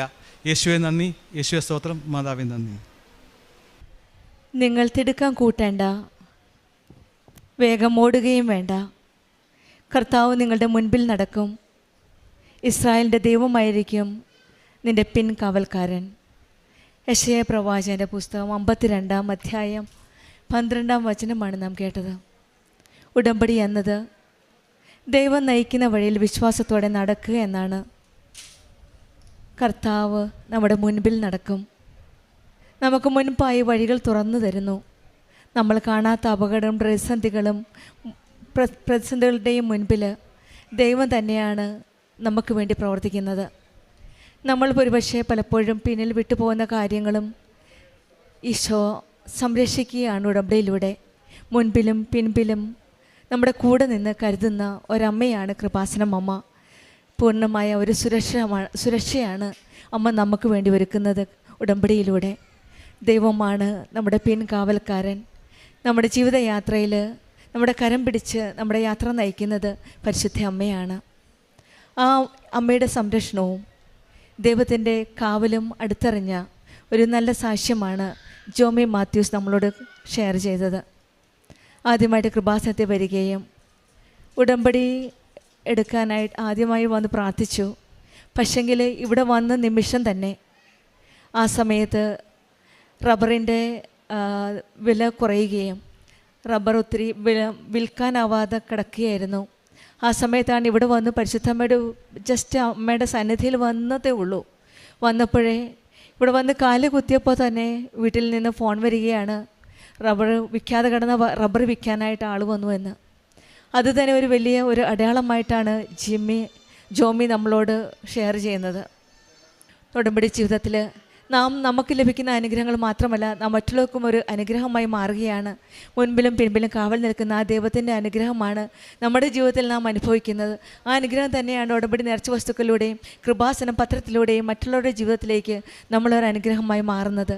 ഉടമ്പടിയിൽ ഭയമില്ലാതെ നമ്മുടെ എല്ലാ കാര്യങ്ങളും ഈശോയോട് നമ്മുടെ കൂടെയുണ്ട് എന്നുള്ള ധൈര്യത്തോടെ ഉടമ്പടി ജീവിതം നമുക്ക് മുന്നോട്ട് പോകാൻ സാധിക്കുന്നുണ്ട്. നാം ഒരിക്കലും ഒറ്റയ്ക്കല്ല, ദൈവം മുന്നിലും പിന്നിലുമുണ്ട്. പ്രശ്നങ്ങളുണ്ടെങ്കിലും ഭയപ്പെടേണ്ട ആവശ്യമില്ല. ജീവിതത്തിൽ വൈകിപ്പോകുന്ന കാര്യങ്ങൾ പോലും ദൈവം ശരിയായ സമയത്ത് നടത്തും എന്ന ഒരു ഉറപ്പാണ് ഉടമ്പടി മക്കൾക്കുള്ളത്. നമ്മുടെ ആത്മീയ യാത്രയിൽ പരിശുദ്ധ അമ്മ നമ്മെ യേശുവിൻ്റെ വഴികളിലൂടെ നയിക്കട്ടെ എന്ന് പ്രാർത്ഥിച്ചുകൊണ്ടും ഈ മകൻ പറഞ്ഞതുപോലെ നിത്യതയിലേക്ക് നയിക്കുന്ന ഒരു കേന്ദ്രമാണ് കൃപാസനം. നമ്മുടെ ജീവിതവും ആ നിത്യതയിലേക്കുള്ള യാത്രയിൽ പരിശുദ്ധ അമ്മയുടെ കരം പിടിച്ച് നമ്മുടെ ഉടമ്പടി ജീവിതം കൂടുതൽ തീഷ്ണതയോടെ മുന്നോട്ട് നയിക്കാം. ജോമിക്കും കുടുംബത്തിനും ലഭിച്ച എല്ലാ അനുഗ്രഹങ്ങൾക്കും നമ്മൾക്ക് കരങ്ങളടിച്ച് ദൈവത്തെ മഹത്വപ്പെടുത്താം. ആദ്യമായി ഈ പുണ്യസ്ഥലത്ത് വരാൻ അനുവദിച്ച അമ്മയോടും ഈശോയോടും നന്ദി പറഞ്ഞുകൊണ്ട് ഞാൻ എൻ്റെ സാക്ഷ്യം ആരംഭിക്കുന്നു. എൻ്റെ പേര് വിനേഷ് കുമാർ. ഇതെൻ്റെ വൈഫ് റൂബിക. ഞാൻ ഇരിങ്ങാലക്കുടയിൽ നിന്ന് വരുന്നു. ഞങ്ങൾ 12 വർഷമായിട്ട് ന്യൂസിലാൻഡിൽ സെറ്റിൽഡാണ്. എൻ്റെ ആദ്യത്തെ സാക്ഷ്യം, ഞാൻ ആദ്യമായിട്ട് ഓൺലൈൻ ഉടമ്പടിയാണ് എടുത്തത്. 2023 ഒക്ടോബറിലായിരുന്നു. ഓൺലൈൻ ഉടമ്പടി എടുക്കാനുള്ള സാഹചര്യം എൻ്റെ ഫ്രണ്ടാണ് എൻ്റെ അടുത്ത് പറഞ്ഞത്. അതിനു മുമ്പും വേറൊരു ഫ്രണ്ടും 1-2 പേര് പറഞ്ഞിട്ടുണ്ടായിരുന്നു കൃപാസനത്തെ പറ്റി. പക്ഷേ അന്നൊന്നും എനിക്ക് എടുക്കാൻ തോന്നിയില്ല. പക്ഷേ ഈ പ്രാവശ്യം എനിക്ക് എടുക്കാൻ തോന്നി. അപ്പോൾ എൻ്റെ ഫ്രണ്ട് സജസ്റ്റ് ചെയ്തു, ഞാൻ നോൺ ക്രിസ്ത്യനാണ്. എൻ്റെ ഫ്രണ്ട് പറഞ്ഞു ആദ്യമായിട്ട് 5:30 പ്രത്യക്ഷീകരണ പ്രാർത്ഥന 1 മാസം ചൊല്ലി സ്റ്റാർട്ട് ചെയ്യാൻ പറഞ്ഞു. അപ്പോൾ ഞങ്ങൾ രണ്ടുപേരും എല്ലാ ദിവസവും രാവിലെ 5:30 പ്രത്യക്ഷീകരണ പ്രാർത്ഥന 1 മാസം ചൊല്ലി. അതിനുശേഷമാണ് ഓൺലൈൻ ഉടമ്പടി എടുത്തത്. ഓൺലൈൻ ഉടമ്പടിയിൽ ഞാൻ വെച്ചത് എനിക്കൊരു ഗവൺമെൻറ് ജോലി കിട്ടണമെന്നായിരുന്നു, എൻ്റെ സ്വപ്നമായിരുന്നു. അതിനു മുമ്പ് 4 വർഷത്തോളം ഞാൻ ഗവൺമെൻറ് ജോലിക്ക് വേണ്ടി അപ്ലൈ ചെയ്തെങ്കിലും എൻ്റെ റെസ്യൂം റിജക്ഷൻ ആവുകയായിരുന്നു ചെയ്തിരുന്നത്. ഓൺലൈൻ ഉടമ്പടി എടുത്ത് 1 മാസത്തിനുള്ളിൽ ഞാൻ അപ്ലൈ ചെയ്ത 3 ജോലിക്കും എന്നെ ഇൻ്റർവ്യൂവിന് വിളിച്ചു. ആദ്യത്തെ 2 ജോലിയിൽ ഇൻ്റർവ്യൂ അറ്റൻഡ് ചെയ്തു. അതിലൊരു ജോലിയാണ് എനിക്ക് മാതാവ് വാങ്ങിച്ചു തന്നത്. ആ ഇൻ്റർവ്യൂവിന് പോകുന്നതിന് മുമ്പ് ഞാൻ വിശ്വാസ പ്രമാണം ചൊല്ലി ഉപ്പ് എൻ്റെ പോക്കറ്റിൽ വെച്ചിട്ടാണ് ഞാൻ പോയത്. ഇൻ്റർവ്യൂ ഹാളിൽ ചെല്ലുന്നതിന് മുമ്പ് കയറിയതിന് ശേഷവും അവിടെ ഉപ്പ് വിതറി പ്രാർത്ഥിച്ചു. ഇൻ്റർവ്യൂ അറ്റൻഡ് ചെയ്തു. എനിക്ക് ആ ജോലി കിട്ടി. പക്ഷേ ഇൻ്റർവ്യൂ കഴിഞ്ഞ് ജോലിക്ക് കയറിയ ശേഷമാണ് എനിക്ക് വലിയൊരു അത്ഭുതം മനസ്സിലായത്. എൻ്റെ കൂടെ ജോലിക്ക് കയറിയ 2 പേര് അവർ ഇൻറ്റേർണൽ ട്രാൻസ്ഫർ ആയിരുന്നു. ആ ഹോസ്പിറ്റലിൽ തന്നെ അവർ വർക്ക് ചെയ്തിട്ടുണ്ടായിരുന്നു, ഇൻറ്റേർണലി എടുത്തതായിരുന്നു. അതിന് മുമ്പ് അവിടെ ജോലി ചെയ്തിരുന്നവരും എൻ്റെ ഡിപ്പാർട്ട്മെൻറ്റിലുള്ളവരെല്ലാം ഇൻറ്റേർണലി ട്രാൻസ്ഫറായി വന്നതാണ്. എന്നെ മാത്രമാണ് ഹോസ്പിറ്റലിൽ നിന്ന് പുറത്തുനിന്ന് റിക്രൂട്ട്മെൻറ്റ് ചെയ്തത്. അപ്പോൾ ഞാൻ അവിടെ ചെന്ന് അപ്പോൾ എൻ്റെ കൊളീഗ്സ് എൻ്റെ അടുത്ത് ചോദിച്ചു, നീ ഏത് വാർഡിൽ നിന്നാണ് വരുന്നതെന്ന്. അപ്പോൾ ഞാൻ പറഞ്ഞു, ഞാൻ വാർഡിൽ നിന്നൊന്നുമല്ല, ഞാൻ പുറത്തുനിന്നാണ് വരുന്നത്. പക്ഷേ അവിടെ നോട്ടീസ് ബോർഡിൽ അവിടെ കിടപ്പുണ്ടായിരുന്നു, ഞാൻ ഇന്ന വാർഡിൽ നിന്ന് വരുമെന്നാണ് പറഞ്ഞിട്ടാണ് അവിടെ നോട്ടീസ് ബോർഡിലുണ്ടായിരുന്നത്. അത് വലിയൊരു അത്ഭുതമായിരുന്നു. അത് എനിക്ക് ഉറപ്പായിട്ടും വിശ്വാസമുണ്ട്, അത് മാതാവാണ് ആ ബോർഡിൽ അല്ലെങ്കിൽ ഇൻ്റർവ്യൂ ബോർഡിന് അങ്ങനൊരു ഇത് കൊടുത്തത്. എൻ്റെ രണ്ടാമത്തെ സാക്ഷ്യം ന്യൂസിലാൻഡിൽ PR കിട്ടിയതിനെ പറ്റിയിട്ടാണ്. ഞങ്ങൾ 12 വർഷമായിട്ട് അവിടെ ഉണ്ടെങ്കിലും PR കിട്ടിയത് ഒരു 4 വർഷം മുമ്പാണ്. PR കിട്ടാൻ ഉള്ള ക്രൈറ്റീരിയ ഞങ്ങൾ മീറ്റ് ചെയ്തിട്ടുണ്ടായില്ല. കാരണം 3 ക്രൈറ്റീരിയ ഉണ്ട്. ഒന്നാമത്തെ ക്രൈറ്റീരിയ ഞാൻ മീറ്റ് ചെയ്തിട്ടുണ്ടായിരുന്നു, പക്ഷേ എൻ്റെ വൈഫാണ് പ്രൈമറി അപ്ലിക്കൻ്റ്. എൻ്റെ വൈഫ് 1 വർഷത്തിന് മേലെ നാട്ടിലായിരുന്നു. അപ്പോൾ ഒരു 2 വർഷത്തിൽ 184 ദിവസം ന്യൂസിലാൻഡിലുണ്ടാവണം. അതാണ് ഒന്നാമത്തെ ക്രൈറ്റീരിയ. പക്ഷേ എൻ്റെ വൈഫ് അത് മീറ്റ് ചെയ്തില്ല. രണ്ടാമത്തത് ന്യൂസിലാൻഡിൽ സ്വന്തമായിട്ട് പ്രോപ്പർട്ടി വേണം. ഞങ്ങൾക്കത് ഉണ്ടായിരുന്നില്ല. മൂന്നാമത്തത് ടാക്സ് റെസിഡൻ്റ് ആവണം. പക്ഷേ എൻ്റെ വൈഫ് നാട്ടിലായതുകൊണ്ട് ജോലി ഉണ്ടായിരുന്നില്ല. അത് കാരണം കൊണ്ട് തന്നെ ടാക്സ് കൊടുക്കാനുള്ള സാഹചര്യം ഉണ്ടായിരുന്നില്ല. പക്ഷേ ഞങ്ങൾ PR-ന് അപ്ലൈ ചെയ്തു. ഞങ്ങൾ മാതാവിനെ പ്രാർത്ഥിച്ച് PR-ന് അപ്ലൈ ചെയ്തു. ഞങ്ങളുടെ അടുത്ത് കുറേ കേസ് ഓഫീസർ കുറേ ചോദ്യങ്ങൾ ചോദിച്ചു. പക്ഷേ ഞങ്ങൾക്ക് ഉറപ്പുണ്ടായിരുന്നു എന്തായാലും മാതാവ് ഞങ്ങൾക്ക് PR വാങ്ങി തരുമെന്ന്. അങ്ങനെ ഞങ്ങൾക്ക് ഒരുപാട് ചോദ്യങ്ങൾ ചോദിച്ച് കുറേ കുഴപ്പിച്ചെങ്കിലും അവസാനം ഞങ്ങൾക്ക് PR കിട്ടി. അല്ലെങ്കിൽ വീണ്ടും 1-2 വർഷം കൂടി വെയിറ്റ് ചെയ്യേണ്ടി വന്നായിരുന്നു. പക്ഷേ അത് വെയിറ്റ് ചെയ്യേണ്ടി വന്നില്ല. അതിന് മുമ്പ് തന്നെ ഞങ്ങൾക്കത് സാധിച്ചു തന്നു. മൂന്നാമത്തെ എൻ്റെ സാക്ഷ്യം, എൻ്റെ ഫ്രണ്ടിൻ്റെ വൈഫ് വളരെ സീരിയസ് ആയിട്ട് ഹോസ്പിറ്റലിൽ അഡ്മിറ്റായിരുന്നു. ഒരു റെസ്പോണ്ടും ഉണ്ടായിരുന്നില്ല, ICUവിൽ കിടക്കായിരുന്നു. അപ്പോൾ ഞാൻ ലൈറ്റ് എ കാൻഡിൽ റിക്വസ്റ്റ് പ്രാർത്ഥിച്ചായിരുന്നു. അതിനുശേഷം പിറ്റേ ദിവസം തന്നെ ആ ഫ്രണ്ടിൻ്റെ വൈഫ് റെസ്പോണ്ട് ചെയ്ത് തുടങ്ങി. അതിനുശേഷം വളരെ പെട്ടെന്ന് റിക്കവറിയായി വീട്ടിലോട്ട് പോകാനുള്ള സാഹചര്യം ഉണ്ടായി. ഇപ്പോൾ വളരെ സുഖമായിരിക്കുന്നു. അതുപോലെ തന്നെ എൻ്റെ വൈഫിൻ്റെ ഫ്രണ്ടിൻ്റെ അമ്മയ്ക്കും ഇതുപോലെ തന്നെ ഹോസ്പിറ്റലിൽ അഡ്മിറ്റ് ആയപ്പോൾ ഞങ്ങൾ രണ്ടുപേരും കൂടി ലൈറ്റ് ക്യാൻഡിൽ പ്രയർ റിക്വസ്റ്റ് ചെയ്തിരുന്നു. ആ അമ്മയ്ക്കും ഇപ്പോൾ വളരെ സുഖമായിട്ട് ഇരിക്കുന്നു. അടുത്ത സാക്ഷ്യം പറയാനുള്ളത്, എൻ്റെ വൈഫ് പഠിക്കാനായിട്ട് ജോയിൻ ചെയ്യായിരുന്നു. അപ്പോൾ എല്ലാവർക്കും അറിയാമല്ലോ, ന്യൂസിലാൻഡ് പോലെ ഒരു രാജ്യത്ത് ഒറ്റാളുടെ ജോലി കൊണ്ട് സർവൈവ് ചെയ്യാൻ വളരെ ബുദ്ധിമുട്ടാണ്. അപ്പോൾ ഞങ്ങൾ ബെനിഫിറ്റിന് വേണ്ടി അപ്ലൈ ചെയ്തു. കാരണം വൈഫ് പഠിക്കാൻ പോകുമ്പോൾ ഒരാളുടെ സാലറി കൊണ്ട് മുന്നോട്ട് പോകാൻ ബുദ്ധിമുട്ടായിരിക്കും. അപ്പോൾ ന്യൂസിലാൻഡിൽ ബെനിഫിറ്റിന് അപ്ലൈ ചെയ്യാൻ പറ്റും. അപ്പോൾ ബെനിഫിറ്റിന് അപ്ലൈ ചെയ്തു. പക്ഷേ അത് റിജക്റ്റായി. എന്താണെന്ന് വെച്ചാൽ സാലറി ത്രഷോൾഡ്, കാരണം ഞാൻ ഗവൺമെൻറ് ജോലി ആയതുകൊണ്ട് അവർക്ക് ആ സാലറി ത്രഷോൾഡ് ഉള്ളിൽ വരാത്തത് കൊണ്ട് വൈഫിന് ബെനിഫിറ്റ് തരാൻ പറ്റില്ല എന്ന് പറഞ്ഞ് റിജക്ഷൻ വന്നു. പക്ഷേ ക്ലാസ് തുടങ്ങി ആ ആഴ്ചയിൽ തന്നെ ആ ബെനിഫിറ്റ് അക്കൗണ്ടിൽ ക്രെഡിറ്റായി. അത് വളരെ വലിയൊരു അത്ഭുതമാണ്. കാരണം റിജക്റ്റായെന്ന് പറഞ്ഞ് മെയിൽ വന്ന സ്ഥാനത്ത് പഠിക്കാൻ കയറി ആ ആഴ്ചയിൽ തന്നെ ഇത് ബെനിഫിറ്റ് അക്കൗണ്ടിൽ കയറിയത് വലിയൊരു അത്ഭുതമാണ്. ഞങ്ങൾ ഉറച്ചു വിശ്വസിക്കുന്നു അത് അമ്മയുടെ വലിയൊരു അത്ഭുത പ്രവൃത്തിയാണെന്ന്.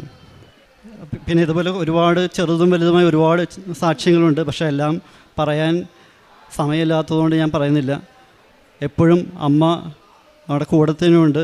പിന്നെ ഞാൻ നോൺ ക്രിസ്ത്യനാണ്. പക്ഷേ എന്നാലും ഞങ്ങൾക്ക് പ്രാർത്ഥിക്കാനുള്ള ആദ്യം ഉടമ്പടി എടുത്തപ്പോഴും ഞാൻ പറഞ്ഞല്ലോ എൻ്റെ ഫ്രണ്ടാണ് റെക്കമെൻഡ് ചെയ്തത്.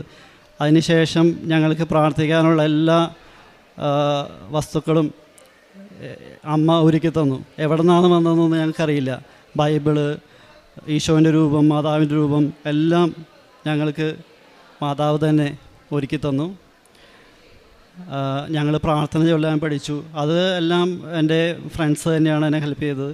അവരെല്ലാം വന്ന് എങ്ങനെ ചൊല്ലണം, കോന്തോനും എങ്ങനെ ചൊല്ലണം എല്ലാം ഞങ്ങൾക്ക് പറഞ്ഞു തന്നു. അങ്ങനെ ഇപ്പോൾ ഞങ്ങൾ നല്ല വിശ്വാസത്തോടെയാണ് മുന്നോട്ട് പോയിക്കൊണ്ടിരിക്കുന്നത്. ഇനിയും ഞങ്ങളുടെ ജീവിതാവസാനം വരെ ആ വിശ്വാസത്തിൽ തന്നെ ഉറച്ചു നിൽക്കും. കാരുണ്യപ്രവൃത്തിയായിട്ട് ഞാൻ ചെയ്യുന്നത്, ന്യൂസിലാൻഡിലായതുകൊണ്ട് നമുക്ക് കാരുണ്യപ്രവൃത്തിക്കുള്ള സ്കോപ്പ് വളരെ കുറവാണ്. പക്ഷേ എന്നാലും ഞാൻ റെഡ് ക്രോസിൻ്റെ വളണ്ടറി വർക്ക് ആഴ്ചയിലൊരിക്കൽ ചെയ്യാൻ പോകാറുണ്ട്. അതുപോലെ തന്നെ എൻ്റെ ഒരു പഴയൊരു പേഷ്യൻ്റ്, പുള്ളിക്ക് 80 വയസ്സുള്ളൊരു അപ്പൂപ്പനാണ്. ആ അപ്പൂപ്പൻ്റെ എല്ലാ മാസവും പോയി തലമുടി വെട്ടിക്കൊടുക്കും. ആ അപ്പൂപ്പന് പുറത്തോട്ട് പോകാനുള്ള ബുദ്ധിമുട്ട് കൊണ്ട് ഞാൻ അങ്ങോട്ട് ചോദിച്ച് വാങ്ങിച്ചതാണ്. അപ്പോൾ പുള്ളിക്ക് വളരെ സന്തോഷമായി. ഞാൻ എല്ലാ മാസവും പോയി മുടി വെട്ടിക്കൊടുക്കും. പിന്നെ അച്ഛൻ ഇവിടെ പറഞ്ഞതുപോലെ സാലറിയുടെ 1% ഞാൻ പാവപ്പെട്ടവർക്ക് വേണ്ടി മാറ്റിവെക്കാറുണ്ട്. തിരുവനന്തപുരത്തുള്ള ഒരു അമ്മയ്ക്കും മകൾക്കും മകൾ സുഖമില്ലാതെ കിടക്കുകയാണ്. ആ അമ്മയ്ക്കും മകൾക്ക് എല്ലാ മാസവും ഞാൻ ഒരു തുക അവർക്ക് മാറ്റിവെക്കാറുണ്ട്. അതുപോലെ അവരുടെ എല്ലാ ഫിസിയോതെറാപ്പിയും അതിനുള്ള പൈസയും എല്ലാം ഞാൻ മാറ്റിവെക്കാറുണ്ട്. എന്നെക്കൊണ്ടാവുന്ന വിധത്തിലൊക്കെ മറ്റുള്ളവരെ ഹെൽപ്പ് ചെയ്യാൻ ശ്രമിക്കാറുണ്ട്. പ്രേക്ഷിത പ്രവർത്തനമായിട്ട് ഞാൻ ചെയ്യാറുള്ളത്, പത്രം ഞങ്ങൾ ഇവിടെ വന്ന് ഉടമ്പടി എടുത്തത് ഓൺലൈൻ ഉടമ്പടി കൂടാതെ ഇവിടെ വന്ന് ഉടമ്പടി എടുത്തായിരുന്നു 2024 ഒക്ടോബറിൽ. എനിക്ക് ജോലി കിട്ടിയതിന് ശേഷം ഞാൻ അമ്മയുടെ അടുത്ത് നന്ദി പറയാൻ വന്നിട്ടുണ്ടായിരുന്നു.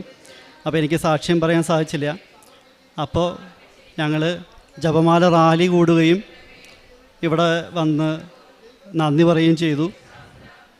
അപ്പോൾ ഞങ്ങൾ ഉടമ്പടി എടുത്തിരുന്നു. അപ്പോൾ പത്രം ഞങ്ങൾ മേടിച്ചുകൊണ്ട് കൊടുത്തിരുന്നു.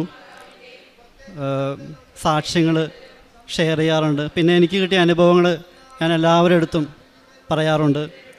അത് ഒരു മടിയും ഞാൻ കാണിക്കാറില്ല. എല്ലാവരുടെ അടുത്തും ഞാൻ കൃപാസന മാതാവിനെ പറ്റി പറയും. ചിലർക്ക് ഒരു എന്താ പറയുക ഒരു പുച്ഛം പോലെയാണ്, പക്ഷേ അവരെ ഞാൻ ഇത് ചെയ്യാറില്ല. പക്ഷേ വളരെ കൂടുതൽ പേരും വളരെ സന്തോഷത്തോടെ അത് കേൾക്കുകയും എൻ്റെ അനുഭവങ്ങൾ ഞാൻ പറയുമ്പോൾ കേട്ടിരിക്കുകയും അവരെ ഇങ്ങോട്ട് കൊണ്ടുവരാൻ ഞാൻ ശ്രമിക്കാറുണ്ട്. ഇത്രയും അനുഗ്രഹങ്ങൾ തന്ന മാതാവിനോടും ഈശോയോടും നന്ദി പറഞ്ഞുകൊണ്ട് ഞാൻ എൻ്റെ സാക്ഷ്യം അവസാനിപ്പിക്കുന്നു.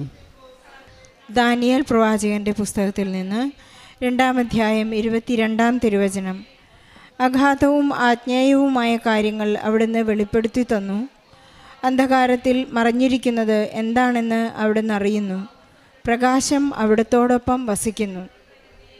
വിനീഷ് കുമാർ എന്ന ഈ മകൻ ജീവിത പങ്കാളിയുമൊത്ത് ഈ പ്രത്യക്ഷീകരണ സാക്ഷ്യമേറ്റു പറയുമ്പോൾ പരിശുദ്ധ അമ്മയുടെ മധ്യസ്ഥതയിൽ തനിക്ക് ഒട്ടും തന്നെ മെറിറ്റില്ലാത്ത അവസ്ഥകളെയും മെറിറ്റില്ലാതെ ദൈവം എങ്ങനെയാണ് പരിശുദ്ധ അമ്മയുടെ മധ്യസ്ഥതയിൽ ഈശോ അദ്ദേഹത്തിൻ്റെ ജീവിതത്തിൽ ന്യൂസിലാൻഡിലുണ്ടായ അനുഭവങ്ങൾക്ക് നന്ദി പറയുകയാണ് ഈ അൾത്താരയിൽ നിന്നുകൊണ്ട്.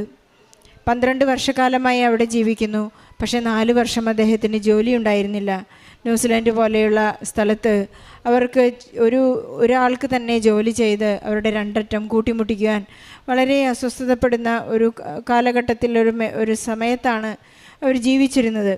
പക്ഷേ ഉടമ്പടിയെക്കുറിച്ച് കേട്ടപ്പോൾ, പരിശുദ്ധ അമ്മയെക്കുറിച്ച് കേട്ടപ്പോൾ, അവർ ഓൺലൈൻ ഉടമ്പടി എടുക്കുന്നതിന് മുൻപ് തന്നെ 5:30-ക്ക് നീലത്തിരി കത്തിച്ച് പ്രത്യക്ഷീകരണ പ്രാർത്ഥന ഏറ്റുചൊല്ലി അവർ ഒരുങ്ങിയിരുന്നു. അങ്ങനെ ഓൺലൈൻ ഉടമ്പടി എടുത്ത് 1 മാസം തികയുന്നതിന് മുൻപ് തന്നെ അവർക്ക് അദ്ദേഹത്തിന് 3 ഇൻ്റർവ്യൂ കോൾ വന്ന് അതിൽ ഏറ്റവും ബെസ്റ്റ് ഓഫറിൽ സെലക്റ്റഡായി ന്യൂസിലാൻഡിൽ ഒരു ഗവൺമെൻറ് ജോലി കിട്ടി എന്നുള്ളതാണ് ആദ്യമായി അദ്ദേഹത്തിന് not by merit but by grace എന്ന അടിസ്ഥാനത്തിൽ ഉടമ്പടിയിൽ അദ്ദേഹത്തിന് ലഭിച്ച ആദ്യത്തെ സാക്ഷ്യം.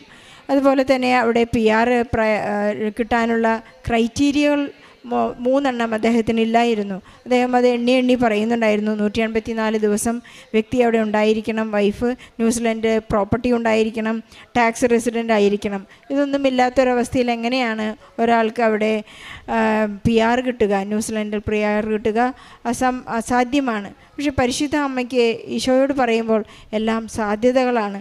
ജോസഫ് അച്ഛൻ നമ്മോട് പറയാതെ നിങ്ങൾക്ക് സാധിക്കില്ല എന്ന്, മനുഷ്യന് അസാധ്യമായ കാര്യങ്ങൾ മാത്രമേ നാം നിയോഗത്തിൽ എഴുതാവൂ. അദ്ദേഹം ഓൺലൈൻ ഉടമ്പടിയുടെ നിയോഗത്തിൽ എഴുതിയതാണ് എനിക്ക് PR തരണമേ എന്നുള്ള പ്രാർത്ഥന. എത്ര ചെറുതായാലും വലുതായാലും പരിശുദ്ധ അമ്മയ്ക്ക് നമുക്ക് വേണ്ടി ചെയ്യുന്നതെല്ലാം പരിശുദ്ധ അമ്മയ്ക്ക് വളരെ ചെറുതാണ്. ഫ്രാക്ഷൻ ഓഫ് സെക്കൻഡ് കൊണ്ടാണ് പരിശുദ്ധ അമ്മ വലിയ വലിയ അത്ഭുതങ്ങൾ ഈശോയിൽ നിന്ന് നമുക്ക് പ്രാപിച്ചു തരുന്നത്. ഇതും not by merit but by grace എന്ന വലിയ അനുഗ്രഹത്താൽ അവർക്ക് ലഭിച്ചതാണ്. അതുപോലെ അദ്ദേഹം ചെയ്യുന്ന ഒരു ആസ്തി ഇതാണ്, റെഡ് ക്രോസ് സംഘടനയിൽ പോയി അവരോടൊപ്പം വോളണ്ടിയറായി സർവീസ് ചെയ്യുന്നതും, അതുപോലെ മറ്റുള്ളവരെ വളരെ സ്നേഹത്തോടുകൂടി അവിടെയുള്ള വയറ്റിനെ തലമുടി വെട്ടിക്കൊടുത്ത് അവരെ ശുചിയായി ഇരിക്കുവാനൊക്കെ വലിയ സാധ്യതകൾ അദ്ദേഹത്തിന് ലഭിക്കുന്നു. വളരെ സ്നേഹത്തോടെ സൗമ്യതയോടെ പെരുമാറാനും അവരെ അപ്രോച്ച് ചെയ്യാനൊക്കെയുള്ള വലിയ കൃപ ഇവർക്ക് ലഭിച്ചിരിക്കുകയാണ്. അതുപോലെ തന്നെ വൈഫിനെ കുറിച്ച് അദ്ദേഹം പറയുകയുണ്ടായി, ബെനിഫിറ്റ് ഇല്ലായിരുന്നു. അത് അദ്ദേഹത്തിന് കിട്ടിയതിനെക്കുറിച്ചെല്ലാം അദ്ദേഹം വളരെ ശക്തമായി ഇവിടെ ഏറ്റുപറഞ്ഞു. വിനീഷ് കുമാറിനെ അദ്ദേഹത്തിന് ഏറ്റുപറയാനുള്ളതാണ്, പരിശുദ്ധ അമ്മയിൽ ഞങ്ങൾ ആഴമായി വിശ്വസിക്കുന്നു. ഈശോ ഞങ്ങൾക്കെല്ലാം തരും. അമ്മ നമ്മെ ഈശോയുടെ അടുത്തേക്ക് കൊണ്ടുപോകുന്നു എന്ന് അദ്ദേഹം ശക്തമായി വിശ്വസിക്കുന്നു. അക്രൈസ്തവനാണെങ്കിലും അവർ ജപമാല പഠിച്ചു കഴിഞ്ഞു. ഫ്രണ്ട്സ് തന്നെ അദ്ദേഹത്തെ എല്ലാം പ്രാർത്ഥനകൾ പഠിച്ചു. അവരെവിടെ നിന്നെല്ലാം അവർക്ക് പരിശുദ്ധ അമ്മയുടെ മാധ്യസ്ഥവും സാമീപ്യം അപേക്ഷിക്കാനുള്ള സാധ്യതകൾ, നേർച്ച വസ്തുക്കളെല്ലാം അവർക്ക് ലഭിച്ചു. അവർ വളരെ ശക്തമായി ഇപ്പോൾ മറ്റുള്ളവരെ ഉടമ്പടിയിലേക്ക് കൊണ്ടുവരുന്നു എന്ന് സാക്ഷ്യപ്പെടുത്തുന്നു. വിനീഷ് കുമാറിനും കുടുംബത്തിനും ലഭിച്ച എല്ലാ അനുഗ്രഹങ്ങൾക്കും ജോലിയില്ലാതെ വിഷമിക്കുന്ന പ്രവാസികളായി കഴിയുന്ന PR ലഭിക്കാത്ത എല്ലാ മക്കളെയും ഈ സാക്ഷ്യത്തോട് ചേർത്ത് വെച്ച് ഈശോയ്ക്കും പരിശുദ്ധ അമ്മയ്ക്കും നല്ല ഒരു കുടുംബത്തെയും ഈ പ്രത്യക്ഷീകരണത്തിൽ സാക്ഷ്യമായതിന് ആദ്യമായി നന്ദി പറയുന്നു. എൻ്റെ പേര് അലീന മരിയ സന്തോഷ്. ഇതെൻ്റെ അമ്മയാണ്, അനിയൻ. അമ്മയുടെ പേര് ഷീന സന്തോഷ്, അനിയൻ്റെ പേര് ജോണൽ വില്യം. എനിക്ക് പറയാനുള്ള ഒരു കാര്യം എന്ന് പറഞ്ഞു കഴിഞ്ഞാൽ, എൻ്റെ അനിയന് 16 വയസ്സേ ആയിട്ടുള്ളൂ. ഇവൻ്റെ ഒരു അശ്രദ്ധ മൂലം ഇവനൊരു ആക്സിഡൻറ്റ് ഉണ്ടായി. അപ്പോൾ അത് ഇവൻ്റെ തലയോട്ടിക്കാണ് അത് ബാധിച്ചത്. 7 മാസത്തോളം നമ്മൾ ഹോസ്പിറ്റലിന് പുറകെ തന്നെ കടന്നു. 1 മാസത്തോളം വെൻറ്റിലേറ്ററിലായിരുന്നു. ഡോക്ടർ നമ്മൾ കൈ ഒഴിഞ്ഞതാണ്. നമുക്ക് ആദ്യത്തെ സർജറിക്ക് നമുക്കൊരു 6 ലക്ഷത്തോളം ഡോക്ടർ പറഞ്ഞതാണ്. പക്ഷെ എന്നാലും ഡോക്ടർ പറഞ്ഞു, നിങ്ങൾ ഈ സർജറി ചെയ്തിട്ട് കാര്യമില്ല, അവന് കിട്ടില്ല ഇവന് ആക്സിഡൻറ്റ് പറ്റിയ സമയത്ത് ഞങ്ങൾ ഇവനെ ഐഡൻറ്റിഫൈ ചെയ്തത് ഇവൻ്റെ കയ്യിലെ ടാറ്റു വെച്ചിട്ടാണ് ഞങ്ങൾ ഐഡൻറ്റിഫൈ ചെയ്തത്. കാരണം ഇവൻ്റെ മുഖമൊക്കെ അത്രയും എൻറ്റേർലി ഡിഫറെൻ്റ് ആയിരുന്നു. ഇവനെ നമുക്ക് കാണാൻ തന്നെ നമുക്ക് മനസ്സിലാവത്തും കൂടി ഒരു ഫാമിലിയായി ഞങ്ങൾക്ക് പോലും മനസ്സിലാവുന്നുണ്ടായിരുന്നില്ല. എന്നിട്ട് നമ്മൾ എമർജൻസി സർജറിക്ക് കയറ്റിയ സമയത്ത് ഡോക്ടർ പറഞ്ഞു ഇവന് കിട്ടില്ല, ഇവൻ്റെ അവസ്ഥ വളരെ മോശമാണ്. കാരണം ഇവൻ്റെ തലയോട്ടിക്ക് 2 കണ്ണിന് 2 കവള്, ഒരു താടിയല്, പിന്നെ റൈറ്റ് ലെഗിനാണ് ഇവന് പറ്റിയത്. അപ്പോൾ സാറ് പറഞ്ഞു നിങ്ങൾ ഇത്രയും പൈസ ചിലവാക്കി നിങ്ങൾ സർജറി ചെയ്തിട്ട് കാര്യമില്ല എന്ന്. അപ്പോഴാണ് നമ്മൾക്ക് നമ്മുടെ വീടിൻ്റെ അടുത്തുള്ളൊരു ആൻറ്റി നമ്മുടെ കൃപാസന മാതാവിൻ്റെ അത്ഭുത പ്രവർത്തനങ്ങളെ പറ്റി നമുക്ക് പറഞ്ഞു തന്നത്. അപ്പോൾ ഞാനും അമ്മയും കൂടിയിട്ട് അന്ന് തന്നെ നമ്മൾ ഇങ്ങോട്ടേക്ക് പോന്നു ഉടമ്പടി എടുക്കാനായിട്ട്. കാരണം എൻ്റെ പപ്പ 1.5 വർഷം മുമ്പ് മരിച്ചു പോയതാണ്. അതിന് ശേഷമാണ് ഇവൻ്റെ ഈ ഒരു ആക്സിഡൻറ്റ്. നമ്മുടെ കുടുംബത്തിലൊരു ആൺതരി എന്ന് പറയാനായിട്ട് ഇവൻ മാത്രമേ ഉള്ളൂ. ഇവനെയും കൂടി കിട്ടിയില്ലെങ്കിൽ പിന്നെ ഞങ്ങൾ ജീവിച്ചിരുന്നിട്ടൊരു കാര്യമില്ല. അങ്ങനെ ഒരു അവസ്ഥ വരെ എത്തി. അപ്പോഴാണ് നമ്മൾ മാതാവിൻ്റെ അടുത്ത് വന്നതും നമ്മൾ ഉടമ്പടി എടുത്തതും. ഉടമ്പടി എടുത്തതിന് ശേഷം നമുക്കിവിടെ തേനും ഉപ്പും കാര്യങ്ങളൊക്കെ കിട്ടി. പിന്നെ 1 മാസത്തോളം വെൻറ്റിലേറ്ററിലായിരുന്നു. നമ്മളിവനെ കാണാൻ കയറുന്ന സമയത്ത് നമ്മളിവൻ്റെ ശരീരത്ത് നമ്മൾ നാവിൽ തേനും പിന്നെ ഇവൻ കിടക്കുന്ന ബെഡിൻ്റെ സൈഡിൽ നമ്മൾ ഉപ്പൊക്കെ ഇങ്ങനെ വിതറി കൊടുക്കുമായിരുന്നു. അങ്ങനെ ഇവന് ചെറിയ മാറ്റങ്ങളൊക്കെ വന്ന് തുടങ്ങി. എന്നിട്ടും നമ്മുടെ അടുത്ത് ഡോക്ടർ പറഞ്ഞിട്ടില്ല ഇവൻ ശരിയാകും. കാരണം അത്രയും വളരെ മോശമായിരുന്നു ഇവൻ്റെ അവസ്ഥ എന്ന് പറയുന്നത്. അങ്ങനെ നമ്മൾ ഫുള്ള് പ്രാർത്ഥനയായിരുന്നു. രാവിലെ ഉച്ചയ്ക്കും രാത്രിയും മാതാവിനെ വിളിച്ച് പ്രാർത്ഥനയും കാര്യങ്ങളൊക്കെ ആയിരുന്നു. അങ്ങനെ വെൻറ്റിലേറ്ററിൽ കിടക്കുന്ന ഇവൻ്റെ കൈ പതുക്കെ ചലിക്കാൻ തുടങ്ങി. ഇവൻ്റെ കണ്ണിൽ നിന്ന് കണ്ണീര് വരാൻ തുടങ്ങി. അങ്ങനെയാണ് നമുക്ക് സാറൊരു ഹോപ്പ് തന്നത്. ഞങ്ങളിപ്പോഴും വിശ്വസിക്കുന്നില്ല മരുന്ന് കൊണ്ട് ആണ് ഇവന് ഇത്രയും ഭേദമായെന്ന് ഞങ്ങളിപ്പോഴും വിശ്വസിക്കുന്നില്ല. ഞാനത് എവിടെയും പറയും, ഞാനും എൻ്റെ കുടുംബവും എവിടെയും പറയും, കൃപാസന മാതാവിൻ്റെ അത്ഭുതം കൊണ്ട് മാത്രമാണ് ഇവന് ഈ നിലയിൽ നിൽക്കുന്നത്. കാരണം ഞാൻ ആദ്യം പറഞ്ഞ പോലെ തന്നെ സ്വന്തം അമ്മയ്ക്കും അനിയനും ഒരു ആക്സിഡൻറ്റ് പറ്റി കിടക്കുന്ന അനിയനും മനസ്സിലായില്ല. അവന് അത്രയും അവൻ്റെ തലയൊക്കെ വേറെ രീതിയിൽ കണ്ണൊക്കെ വേറെ രീതിയിലായിരുന്നു. ഞങ്ങൾക്ക് പോലും അവനെ സ്വന്തം അമ്മയ്ക്കും അനിയനും അനീതിക്ക് പോലും ഇവനെ മനസ്സിലാക്കാൻ പറ്റില്ല. അങ്ങനെയായിരുന്നു ഇവൻ്റെ ഉള്ളിലത്തെ എല്ലാ ബോഡി പാർട്സും ഫുള്ള് ഡാമേജ്ഡ് ആയിരുന്നു. ഞങ്ങളുടെ കയ്യിൽ ആകെ പൈസ എന്ന് പറയാനായിട്ട് കുറച്ച് സമ്പാദ്യം മാത്രമേ ഉള്ളൂ. കാരണം പപ്പ മരിച്ചു പോയതിന് ശേഷം നമ്മൾ ഫുള്ള് ഡൗണായി. അപ്പോൾ ഞങ്ങൾക്ക് എന്ത് ചെയ്യണം എന്ന് ഒരു പിടുത്തമുണ്ടായിരുന്നില്ല. അതിന് ശേഷമാണ് ഇവൻ്റെ ഈ ഒരു അവസ്ഥ വന്നത്. അങ്ങനെ നമ്മൾ മാതാവിനെ മുറുക്കെ പിടിച്ച് എല്ലാം മാതാവാണ് ഇവന് ചെയ്തു കൊടുക്കുന്നത്. കാരണം ഇവൻ്റെ കൈ ചലിപ്പിക്കുന്നത് മാതാവാണ്, ഇവൻ്റെ കണ്ണിൽ നിന്ന് കണ്ണീര് വരുത്തുന്നത് വരെ മാതാവാണ്. ഞങ്ങൾ അതാ വിശ്വസിക്കുന്നത്. കാരണം വേറെ ഒരു മരുന്നിൻ്റെ മിറാക്കിൾ അല്ല ഇത്. അത് ഞങ്ങൾ എവിടെയും ആരുടെ മുമ്പിലും ഞങ്ങൾ ശബ്ദമുയർത്തി പറയും, കൃപാസന മാതാവിൻ്റെ ഒരു ശക്തി കാരണം മാത്രമാണ്. അങ്ങനെ ഞങ്ങൾ മെഡിക്കൽ ട്രസ്റ്റിലായിരുന്നു ഇവന് ചികിത്സ ഉണ്ടായിരുന്നത്. അവിടെ നമുക്ക് അത്യാവശ്യം കാശ് കാര്യങ്ങളൊക്കെ ആയി. അപ്പോൾ നമുക്ക് അവിടുത്തെ ചികിത്സാ ഫണ്ട് അറിയാമല്ലോ. അങ്ങനെ നമ്മൾ തൃശ്ശൂർ മെഡിക്കൽ കോളേജിൽ കൊണ്ടുപോയി. അത് കഴിഞ്ഞ് ഞാൻ പഠിക്കുന്നൊരു ഹോസ്പിറ്റലിൽ കൊണ്ടുപോയി. അങ്ങനെ ഒരു 7 മാസത്തോളം ഇവനെ നമ്മൾ ഓരോ ഹോസ്പിറ്റൽ ഞങ്ങൾ വീട് പോലും നമ്മൾ കണ്ടിട്ടില്ല. 7 മാസത്തോളം ഇങ്ങനെ ഹോസ്പിറ്റൽ. ഞാനൊരു നഴ്സിംഗ് സ്റ്റുഡൻ്റാണ്. ആ സമയത്താണ് എനിക്കൊരു എക്സാം വരുന്നത്. എനിക്ക് GNMൻ്റെ ലാസ്റ്റ് എക്സാം വരുന്നത് ആ സമയത്താണ്. എനിക്ക് പഠിക്കാനായിട്ട് യാതൊരു വഴിയില്ല. കാരണം ഇവനിടയ്ക്ക് ഫിക്സ് വരുന്നുണ്ട്, ഇവന് ട്രക്യോസ്റ്റമി ഉണ്ട്, NG ട്യൂബ് കാര്യങ്ങളൊക്കെ ഉണ്ട്. അമ്മയ്ക്ക് ഒറ്റയ്ക്ക് ഇവനെ ഹാൻഡിൽ ചെയ്യാൻ പറ്റില്ല. അപ്പോൾ ഞാനൊരു നഴ്സിംഗ് പഠിക്കുന്നതായതുകൊണ്ട് എനിക്ക് കുറച്ച് ഇതൊക്കെ കണ്ട് ശീലമുള്ളത് കൊണ്ട് ഞാൻ നിന്നു. പക്ഷേ നമ്മളെത്ര കണ്ട് ശീലമുള്ളതാണെന്ന് പറഞ്ഞു കഴിഞ്ഞാലും നമ്മുടെ സ്വന്തം കുടുംബത്തിലൊരാൾക്ക് വരുന്ന സമയത്ത് നമ്മൾ ഫുള്ള് ഡൗൺ ആവും. പക്ഷേ ഞങ്ങൾ ഡൗൺ ആയിട്ട് കാര്യമില്ല. ഞങ്ങളുടെ കുടുംബത്തിൽ വേറൊരു ആൺതേരി ഇല്ല. ഞങ്ങൾ തന്നെ എല്ലാം ചെയ്യണമെന്ന് ഞങ്ങൾക്കറിയാം. കൃപാസന മാതാവ് അതിനുള്ള ശക്തി ഞങ്ങൾക്ക് തന്നിട്ടുണ്ട്. അങ്ങനെ എനിക്ക് എക്സാമിൻ്റെ സമയത്ത് ഞാൻ മാത്രം ഹോസ്പിറ്റലിൽ, ബാക്കി എൻ്റെ ഫ്രണ്ട്സൊക്കെ എക്സാമിന് ഇരുന്ന് പ്രിപ്പറേഷൻ ചെയ്യുന്നു, പഠിക്കുന്നു. എനിക്ക് എന്താ ചെയ്യേണ്ടത്? കാരണം ലാസ്റ്റ് ഇയർ ആണ്. അത് പോയി കഴിഞ്ഞ് കഴിഞ്ഞാൽ എൻ്റെ ഒരു വർഷം പോകുമെന്ന് എനിക്ക് നന്നായിട്ടറിയാം. എൻ്റെ ഫസ്റ്റ് ഇയറിൻ്റെ എക്സാമിൻ്റെ സമയത്താണ് എൻ്റെ പപ്പ മരിച്ചത്. ലാസ്റ്റ് ഇയറിൻ്റെ എക്സാമിൻ്റെ സമയത്താണ് ഇവന് ആക്സിഡൻ്റ് ആയത്. അപ്പോൾ എന്തുകൊണ്ടാണ് ഞങ്ങളുടെ ലൈഫിൽ ഇങ്ങനെ വരുന്നതെന്ന് ഞങ്ങൾക്ക് മനസ്സിലാവുന്നില്ല. അങ്ങനെ ഞങ്ങൾ കൃപാസന മാതാവിനെ ഞങ്ങൾ മുറുക്കെ പിടിച്ചു. എനിക്ക് എക്സാമിന് പഠിക്കാനായിട്ട് ടെക്സ്റ്റ് ബുക്കോ കാര്യങ്ങളോ ഒന്നും ഉണ്ടായിരുന്നില്ല. എനിക്ക് എൻ്റെ ഫ്രണ്ട്സ് അയച്ചു തരുന്ന PDF വെച്ചിട്ടാണ് ഞാൻ എക്സാമിന് പഠിച്ചുകൊണ്ടിരുന്നത്. അങ്ങനെ ഞാൻ മാതാവിനോട് പറഞ്ഞു, മാതാവേ എനിക്ക് വേറൊരു വഴിയില്ല, എനിക്ക് എൻ്റെ കോളേജിൽ പോയിട്ട് പഠിക്കാൻ എനിക്ക് പറ്റില്ല. എനിക്ക് ഇവനെ കിട്ടുന്ന സമയത്ത്, അതുമാത്രമല്ല ഇവനെ കിട്ടുന്ന സമയത്ത് എന്ന് പറയാൻ നമുക്ക് വെളുപ്പിനൊക്കെ കിട്ടുള്ളൂ. രാത്രി ഇവന് ഉറക്കമില്ല, ഇവന് പെയിൻ കാരണം. ഇവന് കുറച്ച് ആ മാതാവിൻ്റെ തേനും ഉപ്പൊക്കെ വെച്ച് കൊടുത്തിട്ട് ഇവന് നല്ല മാറ്റം വന്നു തുടങ്ങി, ചെറിയ ചെറിയ മാറ്റങ്ങളൊക്കെ ഇങ്ങനെ വന്ന് തുടങ്ങി. അപ്പോൾ ഇവന് പെയിൻ അറിയാൻ തുടങ്ങി. പിന്നെ തലയ്ക്ക് പറ്റിയതുകൊണ്ട് ഇവനിടയ്ക്ക് ഫിക്സ് വരാൻ തുടങ്ങി. അപ്പോൾ നമുക്കൊരു പോളം നമുക്ക് കണ്ണടയ്ക്കാൻ പറ്റില്ല. ഇതിപ്പോൾ രാത്രി സമയം അമ്മയാണ് ഇവൻ്റെ അടുത്ത് നിൽക്കുന്നതെങ്കിൽ പകൽ ഞാനായിരിക്കും. അങ്ങനെ ഞങ്ങൾ മാറി നിന്നുകൊണ്ടിരുന്നത്. അങ്ങനെ ഇവൻ ഉറങ്ങുന്ന സമയം നോക്കി ഞാൻ ഹോസ്പിറ്റലിൻ്റെ പുറത്ത് പോയി ഇരുന്ന് പഠിക്കും. അപ്പോൾ ഞാൻ പറയും, മാതാവേ എങ്ങനെയെങ്കിലും ഒന്ന് പാസ്സാക്കി തരണം, കാരണം വേറെ വഴിയില്ല. ഇനി ഞാൻ ജോലിക്ക് പോയാലേ എൻ്റെ കുടുംബം മുന്നോട്ട് പോകുള്ളൂ, കാരണം ഇവനെ വിട്ടിട്ട് എൻ്റെ അമ്മയ്ക്ക് ജോലിക്ക് പോകാൻ പറ്റില്ല. അങ്ങനെ മാതാവിനെ മുറുക്കെ പിടിച്ചതും കൊണ്ട് മാത്രമാണ് എൻ്റെ അനിയൻ, വെന്റിലേറ്ററിൽ 1 മാസം കിടന്ന അനിയൻ, കൈയും കാലും ഒന്നും ചലനം ഇല്ലാണ്ട് കിടന്ന അനിയൻ മാതാവ് ഇവിടെ കൊണ്ടുപോയി എത്തിച്ചത്. ഇവനാണ് ഏറ്റവും വലിയ സാക്ഷി നിങ്ങളുടെ മുമ്പിൽ. മാതാവ് സംരക്ഷിച്ചതിനുള്ള ഏറ്റവും വലിയ സാക്ഷി ഇവനാണ്. അപ്പോൾ മാതാവിനോട് ഞങ്ങൾ നന്ദി പറഞ്ഞു കഴിഞ്ഞാൽ തീരൂല. ഇതിപ്പോൾ ഞാനിപ്പോൾ ചെയ്യുന്നത് എനിക്ക് വേറെ ഒന്നും പറയാനില്ല. ഞാനിപ്പോൾ എനിക്ക് എൻ്റെ ഫ്രണ്ട്സിനായാലും ഫാമിലിക്കായാലും ഞാൻ പറഞ്ഞു കൊടുക്കുകയാണ്. എന്നെക്കൊണ്ട് അതൊക്കെ പറ്റുള്ളൂ. കൃപാസന മാതാവിനെ പറ്റി, ഇങ്ങനെ പള്ളിയിലെ അത്ഭുതങ്ങളെ പറ്റി, ഞങ്ങൾക്കുണ്ടായ അത്ഭുതങ്ങളെ പറ്റി ഞങ്ങളിങ്ങനെ പറഞ്ഞു കൊടുക്കുകയാണ്.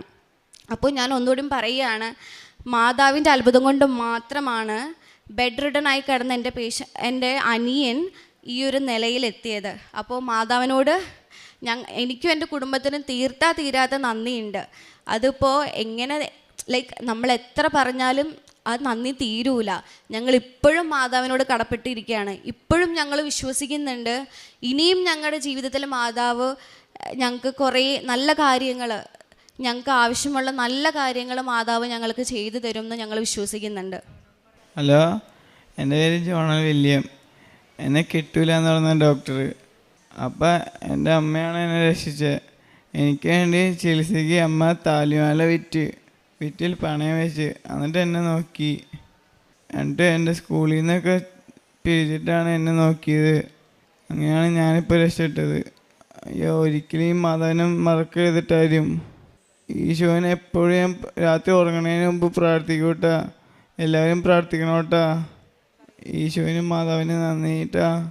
പിന്നെ ഞാൻ പ്രേക്ഷിത പ്രവർത്തനം, കാരുണ്യ പ്രവർത്തികളൊക്കെ ചെയ്യാറുണ്ട്. നമുക്ക് ഇവിടുന്ന് കിട്ടുന്ന പത്രങ്ങൾ എനിക്ക് ഒരു ദിവസം തന്നെ എല്ലാം കൊണ്ടുപോയി തീർക്കാൻ പറ്റില്ല, എല്ലാവർക്കും കൊടുക്കാൻ പറ്റില്ല. പക്ഷെ എന്നെക്കൊണ്ട് പറ്റുന്ന രീതിയിൽ ഞാൻ എല്ലാ വീടുകളിലേക്കും, അതായത് നെഗറ്റിവിറ്റി പറയാത്ത എല്ലാ വീടുകളിലേക്കും, നെഗറ്റിവിറ്റി പറയുന്നുണ്ടെങ്കിൽ ഞാൻ അവരെ എന്താണ് കാര്യമെന്ന് അവർക്ക് പറഞ്ഞ് ബോധ്യപ്പെടുത്തി കൊടുക്കും. അപ്പോൾ അങ്ങനെ ഇഷ്ടംമാതിരി ഞങ്ങളുടെ കൂട്ടത്തിലുള്ള ഇഷ്ടംമാതിരി ഫാമിലി ആയാലും ഫ്രണ്ട്സ് ആയാലും ഇതൊക്കെ അന്ധവിശ്വാസമാണ് എന്ന് പറഞ്ഞ ആൾക്കാർ വരെ നമ്മുടെ ഈ പള്ളിയിലേക്ക്, നമ്മുടെ കൃപാസന മാതാവിനെ വിശ്വസിച്ച് വന്ന ആൾക്കാരുണ്ട്.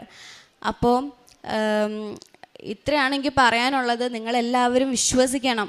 നിങ്ങൾ വിശ്വസിച്ചാൽ മാത്രം പോരാ, നിങ്ങൾ മറ്റുള്ളവരിലേക്കും ഈ മാതാവിൻ്റെ അത്ഭുത ശക്തികൾ, കാര്യങ്ങളൊക്കെ നിങ്ങൾ പറഞ്ഞു കൊടുക്കണം.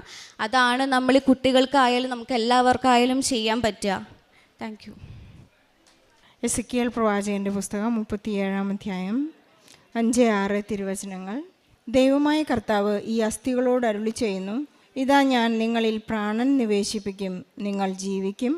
ഞാൻ നിങ്ങളുടെ മേൽ ഞരമ്പുകൾ വെച്ച് പിടിപ്പിക്കുകയും മാംസം വളർത്തുകയും ചർമ്മം പൊതിയുകയും നിങ്ങളിൽ പ്രാണൻ നിവേശിപ്പിക്കുകയും ചെയ്യും. നിങ്ങൾ ജീവൻ പ്രാപിക്കും. ഞാനാണ് കർത്താവെന്ന് അപ്പോൾ നിങ്ങൾ അറിയും. ദൈവമായ കർത്താവ് നമ്മുടെ ഇടയിൽ എന്നും ജീവിക്കുന്നു എന്നുള്ളതിൻ്റെ വലിയ സത്യമായ സാക്ഷ്യമാണ് ഇന്ന് ഈ മകൻ അൾത്താരയിൽ ജീവനോടെ നിൽക്കുന്നത്. അലീന പറഞ്ഞ എല്ലാ സാക്ഷ്യ വിവരണവും നാം വളരെ ശ്രദ്ധിച്ച് കേൾക്കുകയായിരുന്നു. നമ്മുടെ മെറിറ്റ് നഷ്ടപ്പെട്ട, വൈദ്യശാസ്ത്രത്തിൻ്റെ മെറിറ്റ് നഷ്ടപ്പെട്ട ഒരു സാക്ഷ്യമാണിത്. ഡോക്ടേഴ്സ് എല്ലാവരും കൈയൊഴിഞ്ഞു. ഇവർ ഹോസ്പിറ്റലിൽ നിന്ന് ഹോസ്പിറ്റലിലേക്ക് മാറിപ്പോയി എത്രയോ ചികിത്സകൾ തേടി ഈ മകനെ ഒരു ടാറ്റു കൊണ്ട് മാത്രമാണ് ഇത് തങ്ങളുടെ സ്വന്തം സഹോദരനാണ്, മകനാണ് എന്നവർ തിരിച്ചറിഞ്ഞതുപോലും. അങ്ങനെയുള്ളൊരവസ്ഥയിൽ അതേ ഞരമ്പും മാംസവും മജ്ജയുമായി ഇന്ന് നമ്മുടെ ഈ അൾത്താരയിൽ പരിശുദ്ധ അമ്മയുടെ ഈശോയുടെ സാമീപ്യത്തിൽ ഈ മകന് നിൽക്കാൻ കഴിഞ്ഞത് ഒരു അത്ഭുതമാണെന്ന് നമുക്ക് സാക്ഷ്യമായി രേഖപ്പെടുത്താം. മഗ്ദലേന മറിയത്തോട് ഈശോ അരുളി ചെയ്യുന്നുണ്ട്, ലോകം എവിടെയെല്ലാം സുവിശേഷം പ്രസംഗിക്കപ്പെടുന്നുവോ ഇവളെക്കുറിച്ച് പറഞ്ഞിരിക്കുമെന്ന്. നമ്മുടെ ജീവിത സാക്ഷ്യങ്ങൾ തന്നെ മറ്റൊരു സുവിശേഷമായി മാറുന്നത് നമ്മുടെ ജീവിത അനുഭവങ്ങളിലൂടെയാണ്. ഈശോയെ ആഴമായി സ്നേഹിക്കുമ്പോഴും പരിശുദ്ധ അമ്മയെ നാം ആഴമായി ശരണപ്പെടുമ്പോഴുമാണ്. പരിശുദ്ധ അമ്മ ഇവരുടെ കുടുംബത്തിനെ, പ്രത്യേകിച്ച് ഈ മകന് ചെയ്ത വലിയ അത്ഭുതത്തിന് ഈശോയ്ക്കും പരിശുദ്ധ അമ്മയ്ക്കും നല്ല ഒരു കയ്യടി തന്നെ എൻ്റെ ഈശോയ്ക്കും എൻ്റെ മാതാവിനും എന്നെ ഇവിടെ കൊണ്ടുവന്നതിന് ഒത്തിരി നന്ദി പറയുന്നു. എൻ്റെ പേര് നേഹ, ഞാനൊരു ഡെൻറ്റിസ്റ്റാണ്. ഇതെൻ്റെ മമ്മി ലിൻസി ആൻസൺ. ഞങ്ങൾ വരുന്നത് സെൻറ്റ് മൈക്കിൾസ് ഇടവക കാക്കനാട് കൊച്ചിയിൽ നിന്നാണ്. ഞാൻ ഇവിടെ ആദ്യമായിട്ട് ഉടമ്പടി എടുത്തത് മാർച്ച് 30, 2025 ഞാൻ എടുക്കാൻ കാരണം എൻ്റെ മമ്മിയും എൻ്റെ മമ്മിയുടെ മമ്മിയുടെ ഓൾറെഡി ഉടമ്പടിയിലായിരുന്നു അവർ. അപ്പം ഞാൻ ആദ്യമായിട്ട് ഇവിടെ വന്നത് മമ്മിയുടെ പുതുക്കലിൻ്റെ സമയത്തായിരുന്നു. അപ്പോൾ ഞാൻ ഉടമ്പടി എടുത്തിട്ടുണ്ടായില്ല. മമ്മീനെ പുതുക്കലിൻ്റെ അവിടെ ഞാൻ കൊണ്ടേ ആക്കി. അപ്പോൾ താഴെ ഇവിടെ അച്ഛൻ്റെ ധ്യാനം നടക്കുമായിരുന്നു. അപ്പോൾ അവിടെ അന്ത്യകാല അഭിഷേകം എന്ന് പറയുന്ന ഒരു പാട്ട് സ്തുതി നടക്കുമായിരുന്നു. അപ്പോൾ എനിക്ക് ആ പാട്ട് ഭയങ്കര ഇഷ്ടമായതുകൊണ്ട് ഞാൻ മമ്മീനെ അവിടെ ആക്കിയിട്ട് ഞാൻ താഴത്തേക്ക് വന്നു. അപ്പം എനിക്ക് 9th ഞാൻ പഠിച്ചുകൊണ്ടിരുന്നപ്പം ഇവിടെ ഞാൻ അത്രയും കേട്ടിട്ടുള്ളൊരു പാട്ടാണ്. എനിക്ക് അത്ര ഭയങ്കര പരിശുദ്ധാത്മാവിൻ്റെ ഇത് വന്നുകൊണ്ട് എനിക്കിവിടെ വന്നപ്പോൾ അതേ ഒരു അനുഭവം വന്നപ്പം എനിക്ക് ഭയങ്കര സന്തോഷമായി. ഇത്ര നാളെ എനിക്ക് ഉണ്ടായില്ല. ഞാൻ കോളേജിൽ പഠിക്കുമ്പോഴൊക്കെ ഞാൻ മാസസൊക്കെ ഭയങ്കരമായിട്ട് സ്കിപ്പ് ചെയ്യുമായിരുന്നു. അപ്പോൾ എനിക്ക് ആ ഒരു ഈശോ ആയിട്ടുള്ളൊരു കമ്മ്യൂണിക്കേഷനും ആ ഒരു റിലേഷൻഷിപ്പൊന്നും എനിക്കറിയാം മെയിൻറ്റെയിൻ ചെയ്യാൻ പറ്റിയിട്ടുണ്ടായില്ല.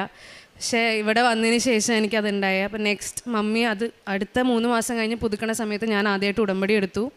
ഞാൻ അതിൽ വെച്ചിരുന്നൊരു കാര്യം, എനിക്ക് എൻ്റെ UG കഴിഞ്ഞിട്ട് എനിക്ക് എന്താ ചെയ്യേണ്ടതെന്ന് അറിയണ്ടായില്ല. PG എടുക്കണോ അല്ലെങ്കിൽ പുറത്ത് പോകണോ എന്ന് എനിക്ക് ഭയങ്കര കൺഫ്യൂഷനായിരുന്നു. പുറത്ത് പോകുന്ന ഞാൻ അത്ര ആഗ്രഹിച്ചിട്ടുണ്ടായില്ല. ബിക്കോസ് അതിന് കുറേ ഫൈനാൻഷ്യലി കുറേ പൈസ വേണ്ടി വരില്ല. അപ്പോൾ വെറുതെ എന്തിനാണ് വീട്ടുകാരെ ബുദ്ധിമുട്ടിക്കണേന്ന് ഓർത്ത് ഞാൻ സ്വയമേ അത്ര ആഗ്രഹിച്ചിട്ടുണ്ടായിരുന്നില്ല. പക്ഷെ എൻ്റെ ചുറ്റുമുള്ള എൻ്റെ ഫ്രണ്ട്സ് ആണെങ്കിലൊക്കെ അതിനെപ്പറ്റി ഇങ്ങനെ സംസാരിച്ചുകൊണ്ടിരുന്നപ്പം അത് നല്ലതാണ്, അത്ര പൈസ ഒന്നും ആവില്ല, നീ നോക്കാം, നമുക്ക് കുഴപ്പമില്ല എന്നൊക്കെ പറഞ്ഞപ്പോൾ ഞാനെന്നാൽ നോക്കാം എന്നുള്ളൊരിതായി. അങ്ങനെയാണ് ജർമ്മനി എന്നുള്ളൊരു രാജ്യത്തിനെ പറ്റി ഞാൻ ചിന്തിക്കുന്നത് തന്നെ. അതിനു മുമ്പ് ഞാൻ വിചാരിച്ചിട്ട് പോലില്ല. കാരണം ആ ലാംഗ്വേജ് എന്ന് പറഞ്ഞൊരു ഇതുള്ളതുകൊണ്ട് എനിക്ക് വലിയ ആഗ്രഹം ഉണ്ടായില്ല. അങ്ങനെ ഇരിക്കുമ്പം എനിക്ക് എന്താ ചെയ്യേണ്ടതെന്നുള്ളൊരു കൺഫ്യൂഷനിലായിരുന്നു. ഞാനത് ഉടമ്പടിയിൽ വെച്ചിട്ടുണ്ടായിരുന്നു. എനിക്ക് എന്താ എടുക്കേണ്ടതെന്ന് എനിക്ക് ഒരു ക്ലിയർ ആയിട്ട് എനിക്ക് പറഞ്ഞു തരണേ മാതാവേന്ന്. അങ്ങനെ ഇരിക്കുമ്പം ഞാൻ ഒത്തിരി കരഞ്ഞിട്ടുണ്ട്. അപ്പം മമ്മീനോട് പറഞ്ഞു, ഒരു കാര്യം ചെയ്യും, നീ ബൈബിൾ എടുക്കുമ്പോൾ ഈശോ എന്താ നമ്മളോട് പറയണേ നോക്കാം, അപ്പോൾ അതിലുണ്ടാവും എന്തെങ്കിലും എന്ന് പറഞ്ഞു. അങ്ങനെ എനിക്ക് കിട്ടിയൊരു വചനമായിരുന്നു നിയമാവർത്തനം 31-ാമത്തെ അധ്യായം 6-ാമത്തെ വാക്യം. ശക്തരും ധീരരുമായിരിക്കുവൻ, ഭയപ്പെടേണ്ട, എന്തെന്നാൽ നിൻ്റെ ദൈവമായ കർത്താവാണ് നിൻ്റെ കൂടെ വരുന്നത്, അവൻ നിന്നെ നിരാശപ്പെടുത്തുകയോ പരിത്യജിക്കുകയില്ല എന്ന്. അത് കേട്ടപ്പോൾ എനിക്ക് ഭയങ്കര സന്തോഷമായി. ഞാൻ കുറേ കരഞ്ഞു. ഞാൻ ഓക്കെ ഇത് തന്നെ ചെയ്യാമെന്ന് ഓർത്തു. അങ്ങനെ ജാനുവരി 2025 ഞാൻ എൻ്റെ ലാംഗ്വേജ് പഠിക്കാൻ തുടങ്ങി. ഞാൻ ഓഫ്ലൈൻ അല്ല ചെയ്തത്, ഞാൻ ഓൺലൈനാണ് ചെയ്തത്. എവറി ഡേ 1 hour ക്ലാസ് ഉണ്ടായുള്ളൂ. ഞാൻ ക്ലിനിക്കിൽ പോകുമായിരുന്നു ആ സമയത്ത്. അപ്പോൾ ക്ലിനിക്കും കൂടി പോയി കഴിഞ്ഞ് വന്ന് അത്ര ടയർഡായി കഴിഞ്ഞിട്ട് ഞാൻ ക്ലാസ് അറ്റൻഡ് ചെയ്യുന്നത്. അപ്പം എനിക്ക് അത്ര വലിയ പഠിത്തമൊന്നും നടക്കുന്നുണ്ടായില്ല. അങ്ങനെ ഒരു ഓഗസ്റ്റ് സെപ്റ്റംബർ വരെ അങ്ങനെ തന്നെ പോയി. അത് കഴിഞ്ഞ് ഞാനും എൻ്റെ ഫ്രണ്ടും ഡിസൈഡ് ചെയ്തു, ഇങ്ങനെ പോയാൽ പറ്റില്ല, നമുക്കൊരു ഓഫ്ലൈനായിട്ടൊരു പ്രിപ്പറേഷൻ കോഴ്സ് ചെയ്യാം, 1 മാസത്തെ എക്സാം പ്രിപ്പറേഷൻ കോഴ്സ് ചെയ്യാം. അപ്പോൾ നമുക്ക് എന്തായാലും എക്സാം എഴുതാൻ പറ്റും എന്ന് പറഞ്ഞിട്ട് അവൾ എൻ്റെ വീട്ടിലേക്ക് വന്നുകൊണ്ട് ഞങ്ങൾ രണ്ടുപേരും കൂടി ഒക്ടോബർ 1st വീക്കിന് ഒരു ക്ലാസ് ജോയിൻ ചെയ്തു. ആ ജോയിൻ ചെയ്തപ്പോഴാണ് മനസ്സിലായത് ഇത്രയും കാലം പഠിച്ചതൊന്നും ആയിരുന്നില്ല. എനിക്കൊരു ഒന്നും അറിഞ്ഞുകൂടി, എൻ്റെ ഒരു ABCD എനിക്ക് അറിയില്ല, എനിക്കൊരു മര്യാദയ്ക്ക് സംസാരിക്കാനോ ഇതിനെപ്പറ്റി ഒരു അക്ഷരം എനിക്ക് കറക്റ്റായിട്ട് അറിയില്ല. ആകെ ഒരു ബേസ് എനിക്കില്ലായിരുന്നു എന്ന് എനിക്ക് അപ്പോഴാണ് മനസ്സിലായത്. അപ്പോൾ എനിക്ക് മനസ്സിലായി ഈ മാസം എനിക്ക് എന്തായാലും എക്സാം എഴുതാൻ പറ്റില്ല എന്നുള്ളത്. അങ്ങനെ ഞാൻ ഈ അച്ഛൻ്റെ ധ്യാനത്തിൽ അച്ഛൻ ആ സമയത്ത് റാലിയുടെ കാര്യം പറയുമ്പോൾ എനിക്ക് ഭയങ്കര ആഗ്രഹമായിരുന്നു ഒക്ടോബർ 25 എനിക്ക് എന്തായാലും ജപമാല റാലി അറ്റൻഡ് ചെയ്യണമെന്ന്. അങ്ങനെ ഞാനും എൻ്റെ ഫ്രണ്ടും കൂടി 25 ഇവിടെ വന്നു, റാലി അറ്റൻഡ് ചെയ്തു. ഭയങ്കര കഷ്ടപ്പാടായിരുന്നു ഇത്ര ദൂരം നടക്കൽ. പക്ഷേ ആ അർത്തുങ്കൽ പള്ളിയിലെത്തിയപ്പോൾ അത്ര ഒരു ഹെവൻലി ഫീലായിരുന്നു അന്ന്.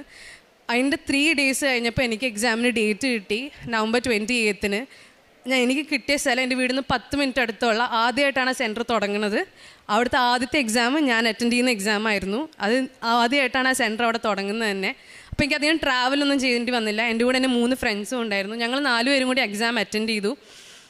ഞാൻ എൻ്റെ ഉടമ്പടി വസ്തുക്കളായിട്ടുള്ള എൻ്റെ ഉപ്പ് ഞാൻ വെള്ളത്തിലാക്കിയിട്ട് ആ വെള്ളം കുപ്പിയും കൊണ്ടാണ് ഞാൻ പോയത്. എൻ്റെ ഉപ്പ് എൻ്റെ പോക്കറ്റിൽ ഞാൻ കുറച്ചിട്ടിട്ടുണ്ടായിരുന്നു. എൻ്റെ കാശ് രൂപ ഞാൻ പിടിച്ചിട്ടുണ്ടായിരുന്നു.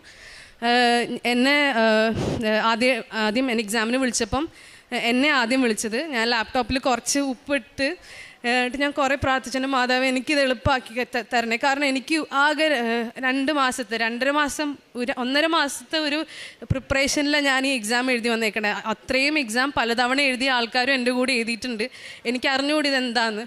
അങ്ങനെ എഴുതി എനിക്ക് എൻ്റെ ആദ്യത്തെ 3 മൊഡ്യൂള് എനിക്ക് അത്ര എളുപ്പമായിരുന്നു. എനിക്ക് എൻ്റെ റൈറ്റിംഗ് ആണെങ്കിലും റീഡിങ് ആണെങ്കിലും എൻ്റെ ഹിയറിംഗ് ആണെങ്കിലും എനിക്ക് ഭയങ്കര ഈസി ആയിരുന്നു. അത്ര ഞാൻ മാതാവിന് നന്ദി പറഞ്ഞു. എനിക്ക് എൻ്റെ ലാപ്ടോപ്പിന് മുമ്പിൽ ഞാൻ കരഞ്ഞുപോയി. കാരണം എനിക്ക് ഇത്ര എളുപ്പമാണെന്ന് ഞാൻ വിചാരിച്ചിരുന്നില്ല. പക്ഷേ അത് കഴിഞ്ഞ് ആഫ്റ്റർനൂൺ ആയിരുന്നു സ്പീക്കിങ്ങിൻ്റെ ഇത് വന്നിരുന്നത്. അപ്പോൾ എൻ്റെ 3 ഫ്രണ്ട്സിൽ 2 പേരായിരുന്നു അവർക്ക് അങ്ങോട്ടും ഇങ്ങോട്ടും പാർട്ട്ണർ. എനിക്ക് കിട്ടിയ പാർട്ട്ണർ അവരൊരു ഒഡീഷ ലേഡി ആയിരുന്നു. ഞാൻ അവരോട് ഇങ്ങനെ സംസാരിച്ചപ്പോൾ അവർ പറഞ്ഞു അവർ ഓൾറെഡി ഈ എക്സാമൊക്കെ പാസ്സായതാ, പക്ഷേ അവർ ഇവിടെയും കൂടി ഡേറ്റ് വെറുതെ എടുത്തിട്ടതാ, അതിന് റിസൾട്ട് വരാത്തതുകൊണ്ട്. അപ്പോൾ അവരുടെ ഇൻസ്റ്റിറ്റ്യൂട്ടിൽ അവർ ടോപ്പറായിരുന്നു സ്പീക്കിങ്ങിലും റൈറ്റിങ്ങിലും. ഇത് കേട്ടപ്പോൾ എനിക്ക് ഫുൾ എൻ്റെ ജീവൻ പോയ പോലെയായിരുന്നു. ഞാൻ ഇനി എന്ത് ചെയ്യും കർത്താവേന്ന് ഓർത്തു. ഞാൻ പക്ഷേ കുഴപ്പമില്ല, എനിക്ക് പറ്റും എന്ന് പറഞ്ഞിട്ട് എൻ്റെ ഫ്രണ്ട്സൊക്കെ അവരിരുന്ന് പ്രാക്ടീസ് ചെയ്യുമ്പോൾ എനിക്ക് പറ്റണില്ല. എൻ്റെ മൈൻഡ് ഫുൾ എനിക്ക് പഠിക്കാൻ തോന്നുന്നില്ല, എനിക്കൊന്നും പറ്റണില്ല.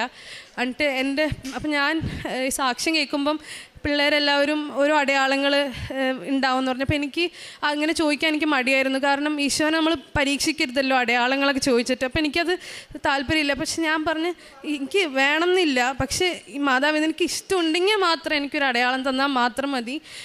എനിക്ക് ഇഷ്ടമുണ്ടെങ്കിൽ ആ എക്സാമിനർ ലൈറ്റ് ബ്ലൂ ഇട്ടാൽ മതി, അല്ലെങ്കിൽ വേണ്ട, എനിക്ക് ഇല്ലെങ്കിൽ എനിക്ക് പ്രശ്നമില്ല, എൻ്റെ വിശ്വാസത്തിന് ഒരു ഇതും അതില്ലാണ്ട് വരില്ല എന്ന് പറഞ്ഞു. എന്നിട്ട് ആഫ്റ്റർനൂണിൽ എന്നെ വിളിച്ചു. അപ്പം എക്സാമിനർ ഒരു ലേഡി ആയിരുന്നു. അവരുടെ കണ്ണ് ഭയങ്കര ലൈറ്റ് ബ്ലൂ ആയിരുന്നു. അവരിട്ടിരുന്ന ഡ്രസ്സ് ലൈറ്റ് ബ്ലൂ ആയിരുന്നു.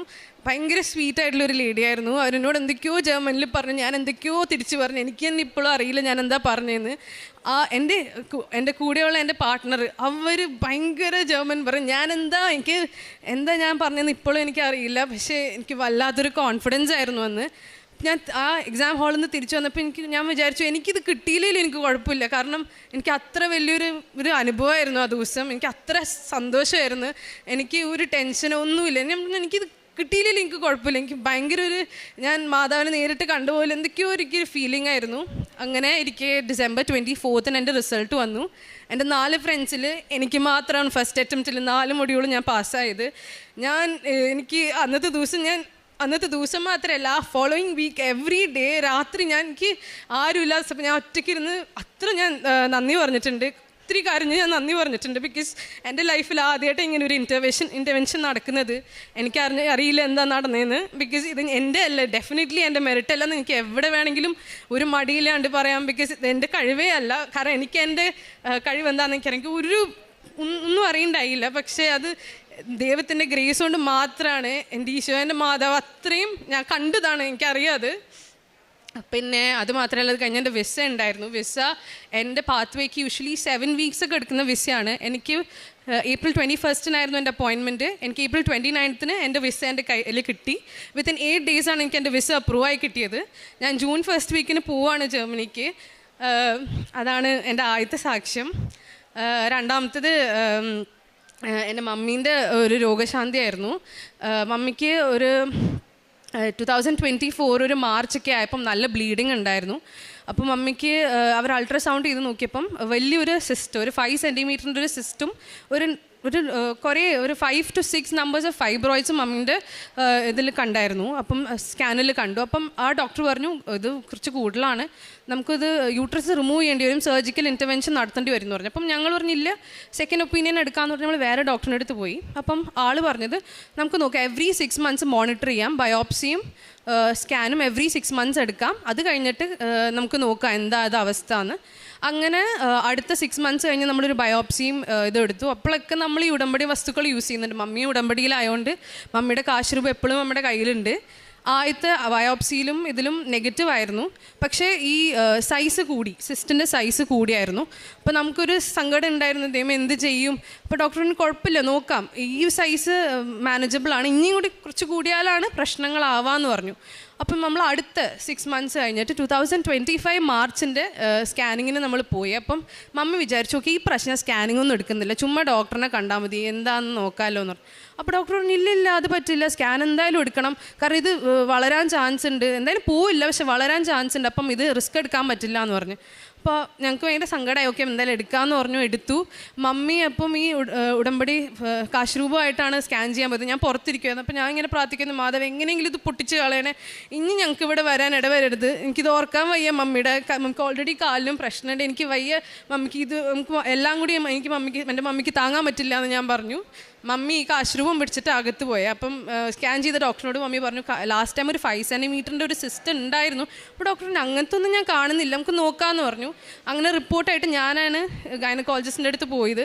അപ്പോൾ ആ ഡോക്ടർ പറഞ്ഞു ഇതെന്താ പറ്റിയേ, ഇതൊന്നും കാണുന്നില്ലല്ലോ, ഇതെങ്ങോട്ടാണ് പോയത്, ഫുൾ വാനിഷ് ആയല്ലോ, ഇനിയിപ്പോൾ 4 കൊല്ലം 5 കൊല്ലം കഴിഞ്ഞിട്ട് കണ്ടാൽ മതി കേട്ടോ, ഇനി ഇങ്ങോട്ട് വരേ വേണ്ടാന്ന് പറഞ്ഞു. ഞാനും മമ്മി അവിടെ കിടന്ന് പൊട്ടിക്കരഞ്ഞു പോയി, ഇതെന്താ സംഭവിച്ചതെന്ന് നമുക്ക് അറിഞ്ഞുകൂടാ, എന്താണ് ഇവിടെ നടന്നത്. ആ ഡോക്ടർ പറഞ്ഞു ഇങ്ങനെ ഇത് പോകാൻ ഒരു ചാൻസും ഇല്ല, കാരണം അത്രയും ഫൈബ്രോയിഡ്സും ഇത്ര വലിയ സിസ്റ്റും ഉണ്ടായ മമ്മീൻ്റെ ബോഡിയിൽ ഇപ്പോൾ ഒരു സാധനവും ഇല്ല, അതെങ്ങനെയാണ് സംഭവിച്ചതെന്ന് നമുക്ക് ഇപ്പോഴും അറിഞ്ഞുകൂടാ.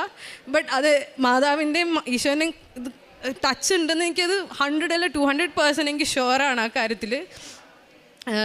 പിന്നെ എനിക്കൊരു ചെറിയൊരു സൈനസൈറ്റിസിൻ്റെ പ്രശ്നം ഉണ്ടായിരുന്നു. അപ്പം ഒക്ടോബർ ലാസ്റ്റൊക്കെ ആയപ്പോൾ എനിക്ക് ഭയങ്കര നോസിൻ്റെ ബ്ലീഡിങ് ഒക്കെ ഉണ്ടായിരുന്നു. അപ്പം ചെക്ക് ചെയ്തപ്പം പറഞ്ഞു സൈനസൈറ്റിസ് കാരണമാണ്, പ്രശ്നമൊന്നുമില്ല, ബട്ട് ഒരു വീക്കിൽ 3 പ്രാവശ്യമൊക്കെ എൻ്റെ മൂക്കിന്ന് ചോര വരുന്നു. അപ്പം മമ്മിക്കൊക്കെ അത് ഭയങ്കര പേടിയായി. ബട്ട് നമ്മൾ ഈ ഉടമ്പടി തൈലം എടുത്തിട്ട് വിശ്വാസപ്രമാണം ചൊല്ലി പ്രാർത്ഥിക്കുമായിരുന്നു. എന്തായാലും മാർച്ച് കഴിഞ്ഞ് പിന്നെ എനിക്ക് എൻ്റെ മൂക്കിന്ന് ചോര വന്നിട്ടില്ല. പിന്നെ കാരുണ്യ പ്രവർത്തനമായിട്ട് ഞങ്ങൾ ചെയ്യണമെന്ന് പറഞ്ഞാൽ ഞാൻ പത്രം റെയിൽവേ സ്റ്റേഷനിലും ഓട്ടോ സ്റ്റാൻഡിലും പിന്നെ മെഡിക്കൽ കോളേജിലൊക്കെ കൊണ്ടുപോയി കൊടുക്കും. മമ്മി ആണെങ്കിലും മമ്മിയുടെ ഓഫീസിലും അവിടെ വന്ന ആൾക്കാർക്കൊക്കെ കൊടുക്കും. മമ്മി കോടതിയിലാണ് വർക്ക് ചെയ്യുന്നത്, അവർക്ക് കൊടുക്കാറുണ്ട്. പിന്നെ നമ്മൾ ഫുഡ്, നമ്മുടെ അടുത്തൊരു ഓർഫനേജ് ഉണ്ട്, ഈ വയ്യാത്ത കുട്ടികളുടെ ഓർഫനേജ് ഉണ്ട്, അപ്പം നമ്മൾ അവിടെ ഫുഡ് ഉണ്ടാക്കി കൊടുക്കും. അപ്പം ഞാൻ വാങ്ങിച്ച് നമ്മൾ കൊടുക്കാറുണ്ട്. പിന്നെ അല്ലാതെ തന്നെ ഈ ആവശ്യമുള്ള സ്കൂളുകളിലൊക്കെ ഈ ഫാനുകളൊന്നും ഇല്ലെങ്കിലൊക്കെ അങ്ങനത്തെ ചെറിയ ചെറിയ സ്കൂളുകൾക്കൊക്കെ നമ്മൾ പൈസ കൊടുത്ത് ഡൊണേറ്റ് ചെയ്യാറുണ്ട്. പിന്നെ അല്ലാണ്ട് എനിക്ക് ജോലിയുള്ള സമയത്തൊക്കെ ഞാൻ എൻ്റെ കയ്യിലുള്ള ശമ്പളത്തിൽ നിന്ന് ഞാൻ ഒരു പൈസ മാറ്റി വെച്ച് ഞാൻ കൊടുക്കും പാവപ്പെട്ടവർക്ക്. അല്ലെങ്കിലും എനിക്ക് എന്തെങ്കിലും പൈസയായിട്ട് കിട്ടുകയാണെങ്കിൽ ഞാൻ മാറ്റി വെച്ച് ഞാൻ പാവപ്പെട്ടവർക്ക് എടുത്ത് കൊടുക്കാറുണ്ട്. പിന്നെ എൻ്റെ ആത്മീയ ജീവിതത്തിൽ ഞങ്ങൾ എല്ലാ ദിവസവും കുർബാനയ്ക്ക് പോകും, അത് ഞാൻ മുടക്കാറില്ല. പിന്നെ ഡെയിലി ഞാൻ 3 മണിക്ക് ഞാൻ കൊന്ത എത്തിക്കും, അല്ലാതെ കുടുംബ പ്രാർത്ഥനയും എത്തിക്കും. പിന്നെ എല്ലാ 2 ആഴ്ച കൂടുമ്പം കുമ്പസാരിക്കാറുണ്ട് ഞാനും മമ്മിയും. ബൈബിൾ എല്ലാ ദിവസവും 1/2 മണിക്കൂർ ബൈബിള് വായിക്കും. എല്ലാ ദിവസവും അച്ഛൻ്റെ രാവിലത്തെ 5:30 ഡെയിലി ബ്രെഡ് കൂടും. പിന്നെ വൈകിട്ടത്തെ സന്ധ്യാപ്രാർത്ഥനയും കൂടും. പിന്നെ എവറി ട്യൂസ്ഡേയിൽ അച്ഛൻ്റെ ഉടമ്പടി ധ്യാനം നമ്മൾ മുടക്കാറേ ഇല്ല. നമ്മൾ യൂട്യൂബിൽ ഞാനും മമ്മി ഇരുന്ന് അതിന് വേണ്ടി ഫുൾ ഒറ്റ സ്ട്രെച്ചിൽ ട്യൂസ്ഡേ ഇരുന്ന് പള്ളിയിൽ പോയി നമ്മൾ ഒന്നില്ലെങ്കിൽ രാവിലെ വെളുപ്പിന് 6 മണിയുടെ 6:30 കുർബാനയ്ക്ക് അല്ലെങ്കിൽ വൈകിട്ടത്തെ 6 മണിയുടെ കുർബാനയ്ക്ക് പോകാറ്. കുർബാന കഴിഞ്ഞ് ഉടനെ വന്നതിന് ശേഷം നമ്മളിത് ധ്യാനം കേട്ടിട്ടാണ് ബാക്കി എന്തും ചെയ്യാറ് വീട്ടിൽ. എല്ലാം എനിക്ക് എൻ്റെ പിന്നെ മമ്മിക്ക് ഉണ്ടായ 2 അനുഗ്രഹങ്ങളെന്ന് പറഞ്ഞാൽ മമ്മി ഫാമിലി കോട്ട് എറണാകുളത്താണ് വർക്ക് ചെയ്യുന്നത്. അപ്പം ഞങ്ങൾ 10 കൊല്ലം പുറത്തായിരുന്നു. അപ്പം മമ്മിക്ക് അത് കഴിഞ്ഞിട്ടൊരു ഡിപ്പാർട്ട്മെൻറ്റൽ ടെസ്റ്റ് ഉണ്ടായിരുന്നു. അപ്പം മമ്മി 2018 ട്രൈ ചെയ്യണം, അത് മമ്മിക്ക് കിട്ടണ്ടായില്ല. ഒരു 7 ടെസ്റ്റ് പേപ്പേഴ്സ് ഉണ്ട് അത്.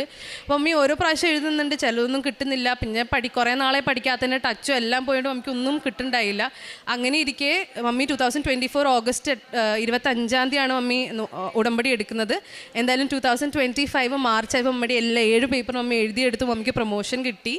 അതിനും ദൈവത്തോടും എൻ്റെ മാതാവിനോട് ഒത്തിരി ഒത്തിരി നന്ദി പറയുന്നു. ഇതെല്ലാം തന്ന എൻ്റെ ഈശോയ്ക്കും എൻ്റെ മാതാവിനും കോടാനുകൂടി നന്ദി. കർത്താവിൽ ആനന്ദിക്കുക, അവിടുന്ന് നിൻ്റെ ആഗ്രഹങ്ങൾ സാധിച്ചു തരും. നിൻ്റെ ജീവിതം കർത്താവിന് ഭരമേൽപ്പിക്കുക, കർത്താവിൽ വിശ്വാസമർപ്പിക്കുക, അവിടുന്ന് നോക്കിക്കൊള്ളും. സങ്കീർത്തനം 37, 4, 5 വചനങ്ങളാണ്. ഉടമ്പടി ഒരു വിളിയാണ്, ദൈവത്തോടുള്ള ഒരു വിശ്വാസത്തിൻ്റെ സമർപ്പണം, കർത്താവിൽ ആനന്ദിക്കാനും ആ കർത്താവിനോട് ചേർന്ന് നിൽക്കാനുമുള്ള ഒരു വിളി. നമ്മുടെ എല്ലാ പ്രശ്നങ്ങളും വിഷമങ്ങളും ബുദ്ധിമുട്ടുകളും പ്രതിസന്ധികളും എല്ലാം സറണ്ടറിങ് ടു ഗോഡ്, എല്ലാം സമർപ്പിക്കുകയാണ്.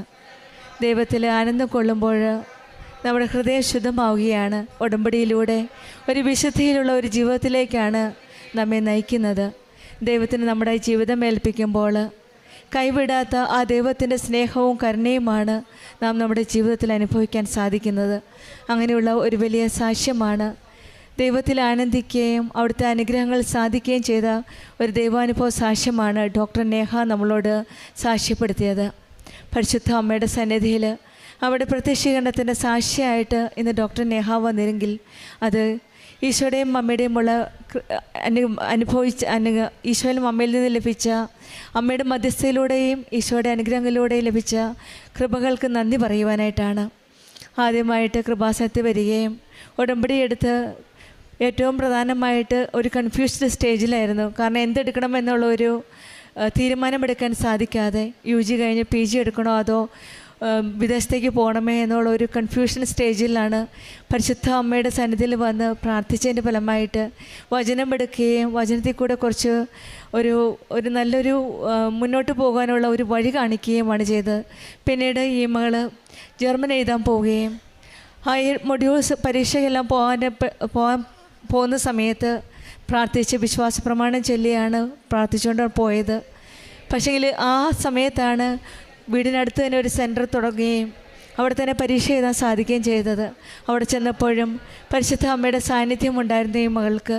കാരണം എക്സാമിനർ വന്നപ്പോൾ ആ എക്സാമിൻ്റെ കണ്ണുകളിൽ കൂടി ഈശോയുടെ അമ്മയുടെയും പ്രത്യേകിച്ചും കൃപാസന അമ്മയുടെ സാന്നിധ്യം മനസ്സിലാക്കാൻ സാധിച്ചു എന്നാണ്. നേർച്ച വസ്തുക്കളായ ഉടമ്പടി കാശുരൂപവും വെഞ്ചരിച്ച ഉപ്പും വിശ്വാസപ്രമാണം ചൊല്ലി പ്രാർത്ഥിച്ചുകൊണ്ടാണ് ഡോക്ടർ നേഹ എക്സാമിന് പോയത്. അവിടെ ചെന്നപ്പോൾ നല്ലൊരു പാർട്ട്ണറാണ് കിട്ടിയത്. വളരെ ടെൻഷനുണ്ടായിരുന്നു തുടക്കത്തിൽ. കാരണം എക്സ്പീരിയൻസ്ഡ് പാർട്ട്ണറാണ് കൂടെ ഇരിക്കുന്നത്, എങ്ങനെയാവും എന്നുള്ളൊരു ചിന്ത. പക്ഷേങ്കിൽ ഉടമ്പടിയിലുള്ള ധൈര്യം ഡോക്ടർ ഒരു ഇച്ചിരി വിശ്വാസത്തിൽ അവിടെ പിടിച്ചിരുത്തി. അങ്ങനെയാണ് ആ പരീക്ഷ അന്ന് B1 എല്ലാ മൊഡ്യൂളും ഫസ്റ്റ് അറ്റംപ്റ്റിൽ തന്നെ പാസ്സാകാൻ സാധിച്ചത്. അത് not by merit but by grace എന്നാണ്. ദൈവത്തിൻ്റെ കൃപയാൽ മാത്രമാണ് ആ മൊഡ്യൂളെല്ലാം പാസ്സാകാൻ സാധിച്ചു എന്നാണ്. ഇവിടെ പരിശുദ്ധ അമ്മയ്ക്കും ഈശോയ്ക്കും നന്ദി പറയുകയാണ് നൽകിയ അനുഗ്രഹത്തിന്. പിന്നീട് വിസയ്ക്ക് വേണ്ട കിട്ടാനുള്ള ലാൻഡ് സെല്ലിംഗ് ആയിരുന്നു. അവിടെയും പരിശുദ്ധ അമ്മ ഇടപെടുകയാണ്. വലിയൊരു പ്രത്യേക രീതിയിൽ അത്രയും നാൾ സാധിക്കാത്ത വിൽക്കാൻ സാധിക്കാത്ത സ്ഥലം വിൽക്കുവാൻ സാധിക്കുകയും പെട്ടെന്ന് തന്നെ എല്ലാ അറേഞ്ച്മെൻറ്റ് നടക്കുകയാണ് വിസയ്ക്കുള്ളത്. അവിടെയും അമ്മയുടെയും ഒരു വലിയ ഇടപെടലാണ് നാം കാണുന്നത്.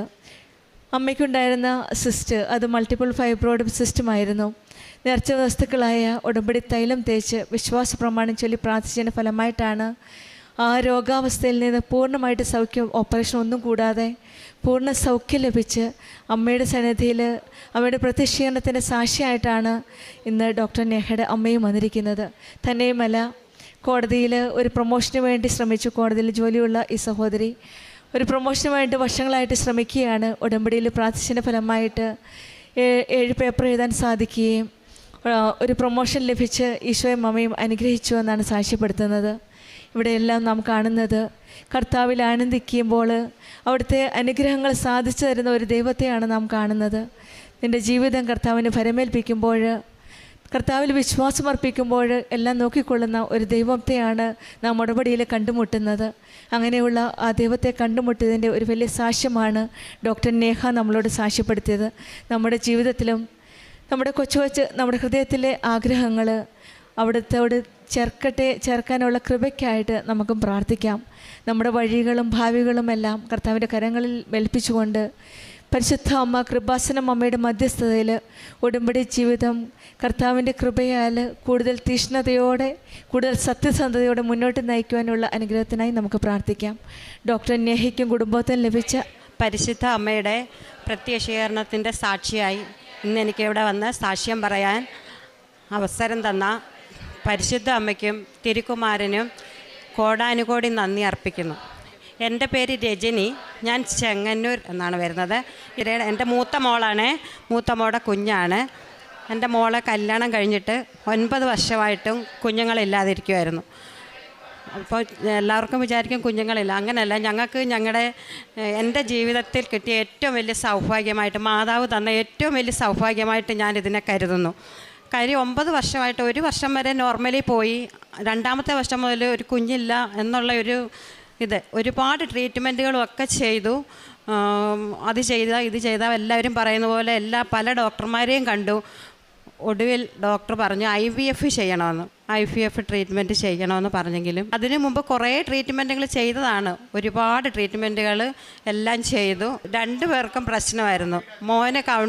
മരുമോന് കൗണ്ട് കുറവും ഇവർക്ക് PCODയുടെ പ്രശ്നം. അങ്ങനെ എല്ലാമായിട്ടും ഇനിയും മറ്റൊരു മാർഗ്ഗമില്ല, IVF ചെയ്യണമെന്നാണ് പറഞ്ഞത്. പക്ഷേ ഞങ്ങൾക്ക് അത്രയും ചെയ്യാനുള്ള ഒരു സാഹചര്യമോ ഒന്നുമില്ല.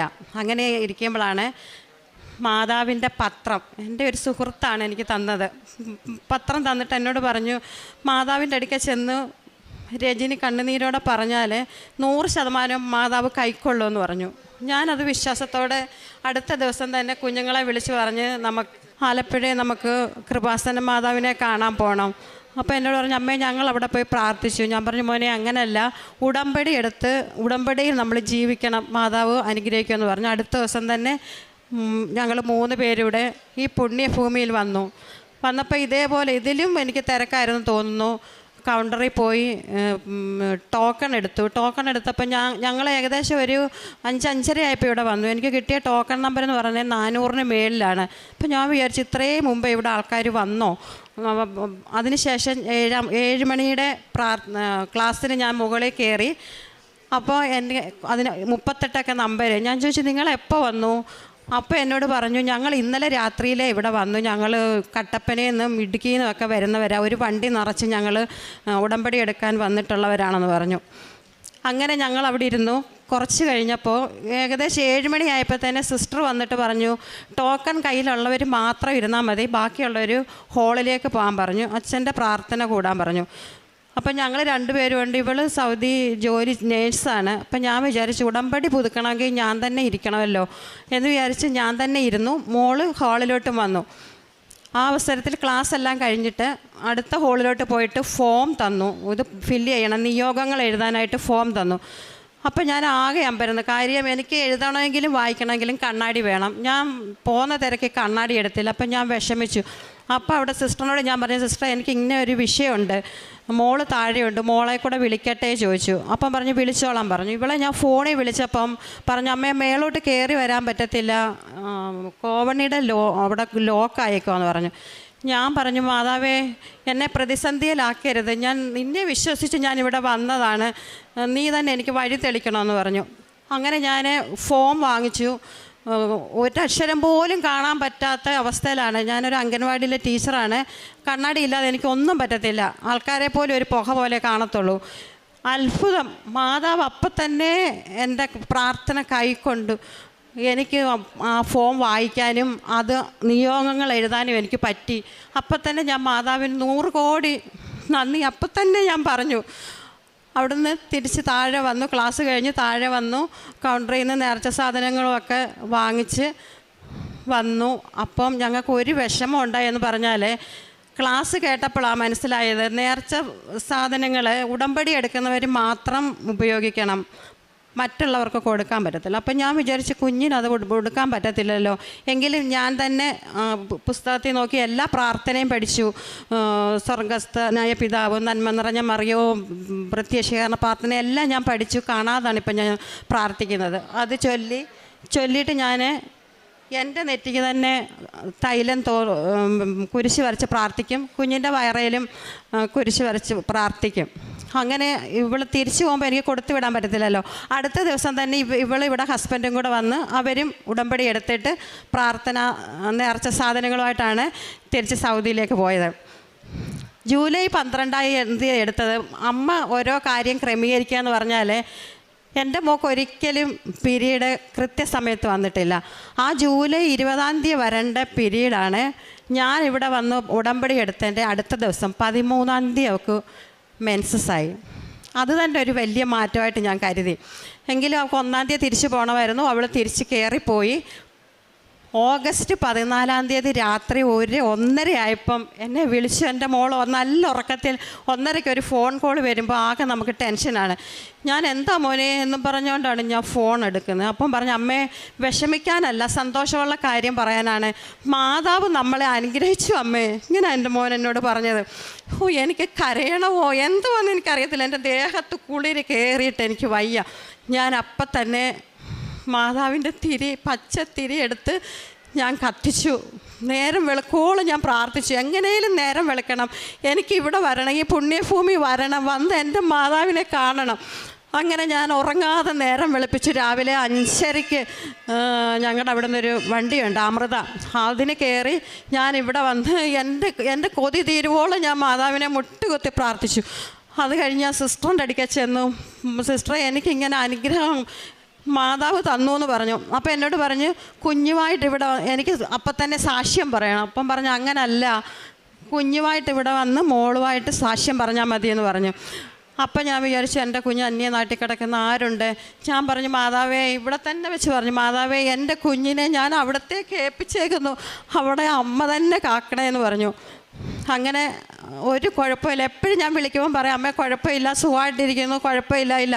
ഞാൻ എന്നും പ്രാർത്ഥിക്കും, എന്നും മാതാവിനോട് വെളുപ്പിനെയും സന്ധ്യയ്ക്കും ഞാൻ പ്രാർത്ഥിക്കും, നടക്കുന്ന നടവിലും എല്ലാം പ്രാർത്ഥിക്കും. പിന്നെ 9 വർഷമായിട്ട് എൻ്റെ കുഞ്ഞിനിങ്ങനെ വിശേഷം ഉണ്ടായെന്ന് പറയുമ്പോൾ ഞാൻ ആരോട് പറഞ്ഞാലും മാതാവ് തന്നു, മാതാവിൻ്റെ ഈ പുണ്യഭൂമിയെക്കുറിച്ചും പറഞ്ഞ് ഞാനത് സാക്ഷ്യപ്പെടുത്താറുള്ളൂ, ആരോടാണേലും സന്തോഷമായിട്ട്.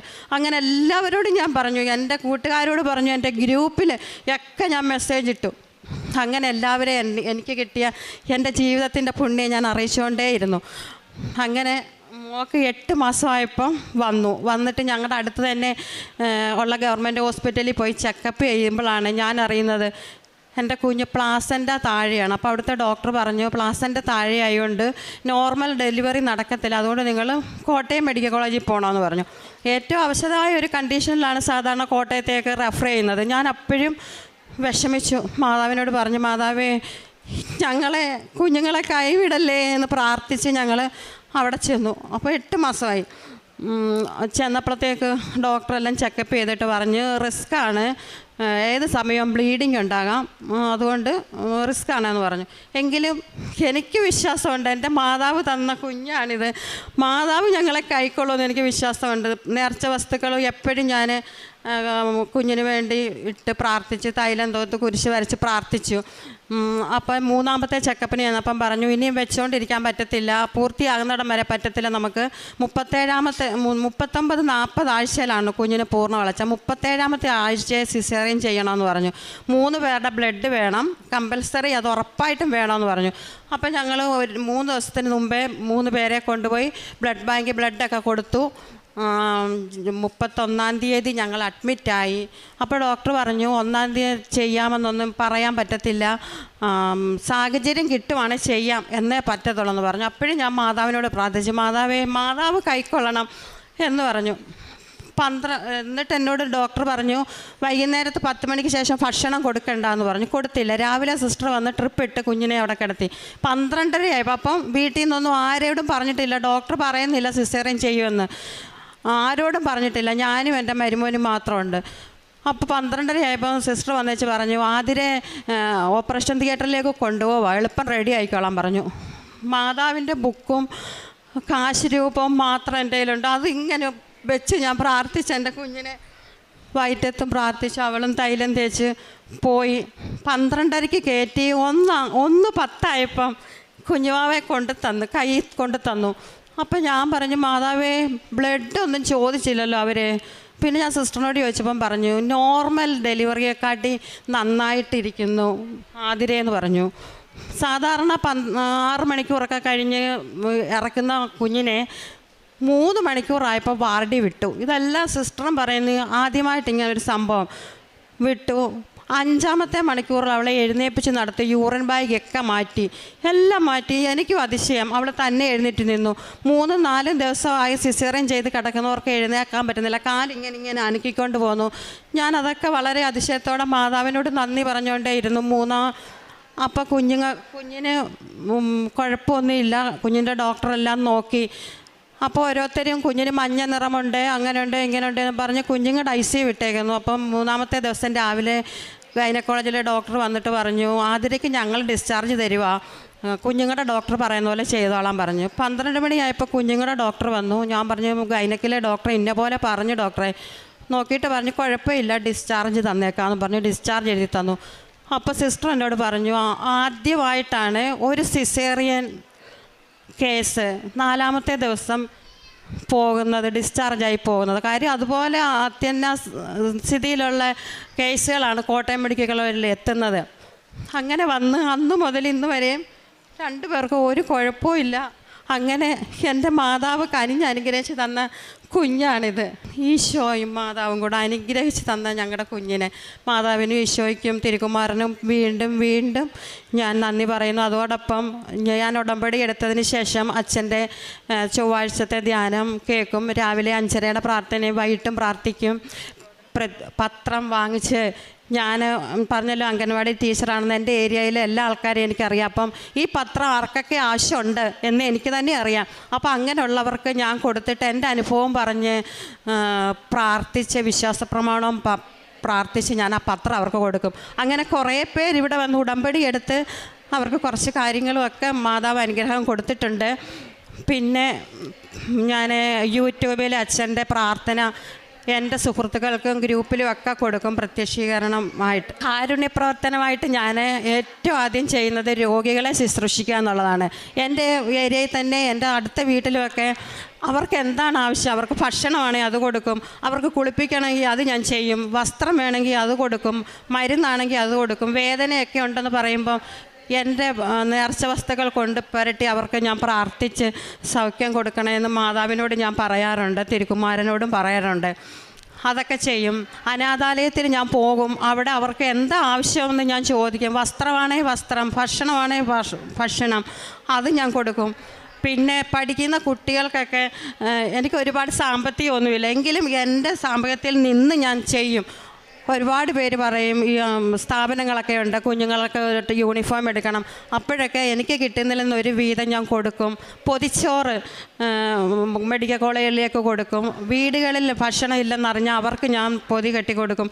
പിന്നെ ഏരിയയിൽ മരുന്ന് പോയി വാങ്ങിക്കാൻ കാല് വയ്യാത്തവരും ഒക്കെ ഉണ്ട്, അവർക്ക് ഞാൻ സമയം കണ്ടെത്തി ഞാൻ ഹോസ്പിറ്റലിൽ പോയി മരുന്ന് വാങ്ങിച്ച് അവർക്ക് കൊടുക്കും.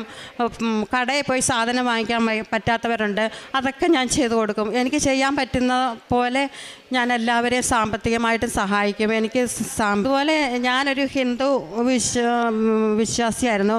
പക്ഷേ ഇവിടെ വന്നതിന് ശേഷം ഞാൻ ആത്മീയമായിട്ട് എനിക്ക് തൊട്ടപ്പുറത്തന്നെ അമ്മാമ്മയുണ്ട്. അമ്മാമ്മയോട് പറഞ്ഞു, അമ്മാമ്മ എനിക്ക് ബൈബിള്, ജപമാല ഇതൊക്കെ വേണം. അമ്മാമ്മ ഇവിടെ വരുന്നതാണ്. അപ്പോൾ എനിക്ക് ബൈബിള് തന്നു. ഞാനിപ്പോൾ ബൈബിള് വായിക്കാറുണ്ട്. ഇനി ജപമാലയും കൂടെ എനിക്ക് പഠിക്കണം, അതും എൻ്റെ ഒരു വലിയ ആഗ്രഹമാണ്. ധ്യാനങ്ങൾ മിക്കവാറും ചൊവ്വാഴ്ചത്തെ എല്ലാ ധ്യാനവും ഞാൻ കൂടും. പിന്നെ പറ്റുന്ന അവസരത്തിലൊക്കെ ഞാനിവിടെ വരും. എനിക്ക് എൻ്റെ ജോലി സംബന്ധമായിട്ട് എപ്പോഴും വരാൻ പറ്റത്തില്ല, എന്നാലും മാസത്തിലൊക്കെ ഞാൻ വരും. പത്രം വാങ്ങിച്ച് മെഡിക്കൽ കോളേജിൽ കൊടുക്കും. മാതാവും തിരുക്കുമാരനും തന്ന എല്ലാ അനുഗ്രഹങ്ങൾക്കും ഞാൻ നന്ദി പറയുന്നു. അതുപോലെ ഞാൻ എല്ലാവരോടും പറയും, നിങ്ങളുടെ എന്ത് ബുദ്ധിമുട്ടും മാതാവ് മാറ്റിത്തരും, ഇവിടെ വന്ന അനുഗ്രഹം വാങ്ങിക്കൂ എന്ന് ഞാൻ പറയാറുണ്ട്. ഒരിക്കൽ കൂടി തിരുക്കുമാരനും മാതാവിനും കോടാനുകോടി നന്ദി അർപ്പിക്കുന്നു. എൻ്റെ പേര് ആതിര. ഞാനും ഉടമ്പടി എടുത്തിരുന്നു. ആദ്യം അമ്മയാണ് ഉടമ്പടി എടുത്തത്. പിന്നെയാണ് അറിഞ്ഞത് ഉടമ്പടി എടുക്കുന്ന ആളുകൾക്ക് മാത്രമേ നേർച്ച വസ്തുക്കൾ നേരിട്ട് ഉപയോഗിക്കാൻ പറ്റുള്ളൂ എന്ന്. അങ്ങനെ അടുത്ത ദിവസം തന്നെ ഞാനും വന്ന് ഉടമ്പടി എടുത്ത് പ്രാർത്ഥിച്ചു. 9 വർഷമായിട്ട് ഞങ്ങൾ ട്രീറ്റ്മെൻറ്റ് എടുത്തിട്ട് നടക്കാത്ത കാര്യമാണ് ഉടമ്പടി എടുത്ത് 1 മാസത്തിനുള്ളിൽ ഞങ്ങൾക്ക് സാധിച്ചു കിട്ടിയത്. ഒരു പെൺകുഞ്ഞിനെയാണ് മാതാവ് നൽകി അനുഗ്രഹിച്ചത്. അത് മാതാവിൻ്റെ അനുഗ്രഹമായിട്ട് തന്നെ ഞങ്ങൾ വിശ്വസിക്കുന്നു. ഈശോയുടെയും മാതാവിൻ്റെ അനുഗ്രഹമായിട്ട് തന്നെ ഞങ്ങൾ വിശ്വസിക്കുന്നു. ഡോക്ടർ അവസാനമായിട്ട് IVF ചെയ്യാൻ വേണ്ടിയാണ് പറഞ്ഞത്. അത് ചെയ്യാതെയാണ് ഞങ്ങൾ വന്ന് ഉടമ്പടി എടുത്ത് ഞാൻ തിരിച്ച് ലീവ് കഴിഞ്ഞ് തിരിച്ചു പോയത്. IVF ഒന്നും ചെയ്യേണ്ടി വന്നില്ല. ഉടമ്പടി പ്രാർത്ഥനയിൽ തന്നെ മാതാവും തിരുക്കുമാരനും ഞങ്ങളെ അനുഗ്രഹിച്ചു. ഞങ്ങളെന്നും മാതാവിനോടും യേശുവിനോടും കടപ്പെട്ടിരിക്കും. മാതാവിനും യേശുവിനും കോടാനുകോടി നന്ദി അർപ്പിച്ചുകൊള്ളുന്നു. ഉടമ്പടിയിൽ തന്നെ ജീവിക്കാൻ ഞാൻ ഇനിയും ആഗ്രഹിക്കുന്നു. മർക്കോസിൻ്റെ സുവിശേഷം 10:27 പറയുന്നത് പോലെ മനുഷ്യന് അസാധ്യമായത് ദൈവത്തിന് സാധ്യമാണെന്നാണ്. നമ്മൾ നിയോഗങ്ങളിൽ സമർപ്പിക്കുന്നത് നമുക്ക് അസാധ്യമായ കാര്യങ്ങളാണ്. ഇത് 9 വർഷം സാധ്യമല്ലാതിരുന്ന കാര്യമാണ്, അസാധ്യമായ കാര്യമാണ്. 1 മാസത്തിനുള്ളിൽ, അതായത് സമയ ചുരുക്കത്തിൻ്റെ അമ്മ, നമുക്കറിയാം പരിശുദ്ധ അമ്മ സമയത്തിന് മേൽ അധികാരമുള്ള ഒരമ്മയാണ് കൃപാസന അമ്മ. ഈ കൃപാസന അമ്മയുടെ സന്നിധിയിൽ വന്ന് കണ്ണീരോടെ പ്രാർത്ഥിക്കുകയാണ്. 9 വർഷമായിട്ട് കുഞ്ഞുങ്ങളില്ല, അമ്മയെ എനിക്കൊരു കുഞ്ഞിനെ തരണമേ എന്ന് പ്രാർത്ഥിച്ചു. ഞങ്ങളെല്ലാ വഴികളും തുറന്നു നോക്കി. വഴികളെല്ലാം ഇപ്പോൾ ഒരു മുൻപോട്ടുള്ള ഒരു വഴി IVF മാത്രമാണെന്നാണ് ഡോക്ടേഴ്സ് സജസ്റ്റ് ചെയ്യുന്നത്. പിന്നെയുള്ളത് ദൈവത്തിൻ്റെ കൃപയാണ്. ഇന്ന് പരിശുദ്ധ അമ്മയുടെ മധ്യസ്ഥതയിൽ ദൈവത്തിൻ്റെ കൃപയാൽ ലഭിച്ച കുഞ്ഞുമായിട്ടാണ് ഇന്ന് പരിശുദ്ധ അമ്മയുടെ സന്നിധിയിൽ വന്നിരിക്കുന്നത്. അമ്മയുടെ മധ്യസ്ഥതയിലൂടെ കൃപാസനം അമ്മയുടെ കുഞ്ഞാണെന്നുള്ള ഒരു വലിയ സാക്ഷ്യമാണ്. കാരണം ഉടമ്പടി എടുത്ത് 1 മാസത്തിനുള്ളിലാണ് ഈ കുഞ്ഞിനെ കൺസീവ് ആകുന്നത്. ഈശോയുടെയും അമ്മയുടെയും അനുഗ്രഹമുണ്ടെങ്കിൽ നമ്മുടെ ജീവിതത്തിൽ അസാധ്യമായ കാര്യങ്ങൾ സാധ്യമാക്കി തരുന്ന ഒരു വലിയ പദ്ധതിയാണ് ഉടമ്പടി. നമ്മുടെ കാത്തിരിപ്പുകൾക്കും വേദനകൾക്കും അർത്ഥമുണ്ടെന്ന് മനസ്സിലാക്കാനുള്ള കൃപയ്ക്കായി നമുക്കും പ്രാർത്ഥിക്കാം. പരിശുദ്ധ അമ്മയുടെ ഇടപെടലിലൂടെ നമുക്ക് ശരിയായ സമയത്ത് ആ അനുഗ്രഹങ്ങൾ ലഭിക്കുവാനും ആ അനുഗ്രഹങ്ങൾ അനുഭവിക്കുവാനും സാധിക്കട്ടെ എന്ന് പ്രാർത്ഥിക്കാം. രജനിക്കും ആതിരയ്ക്കും ഈ കുടുംബത്തിന് ലഭിച്ച ഈ വലിയ അനുഗ്രഹത്തിന്, ഈ കുഞ്ഞിനെ കിട്ടിയ 9 വർഷം കഴിഞ്ഞ് കിട്ടിയ ഈ കുഞ്ഞിന് നമ്മൾക്ക് കരങ്ങളടിച്ച് ഈശോയ്ക്കും അമ്മയ്ക്കും നന്ദി പറയാം. യേശുവേ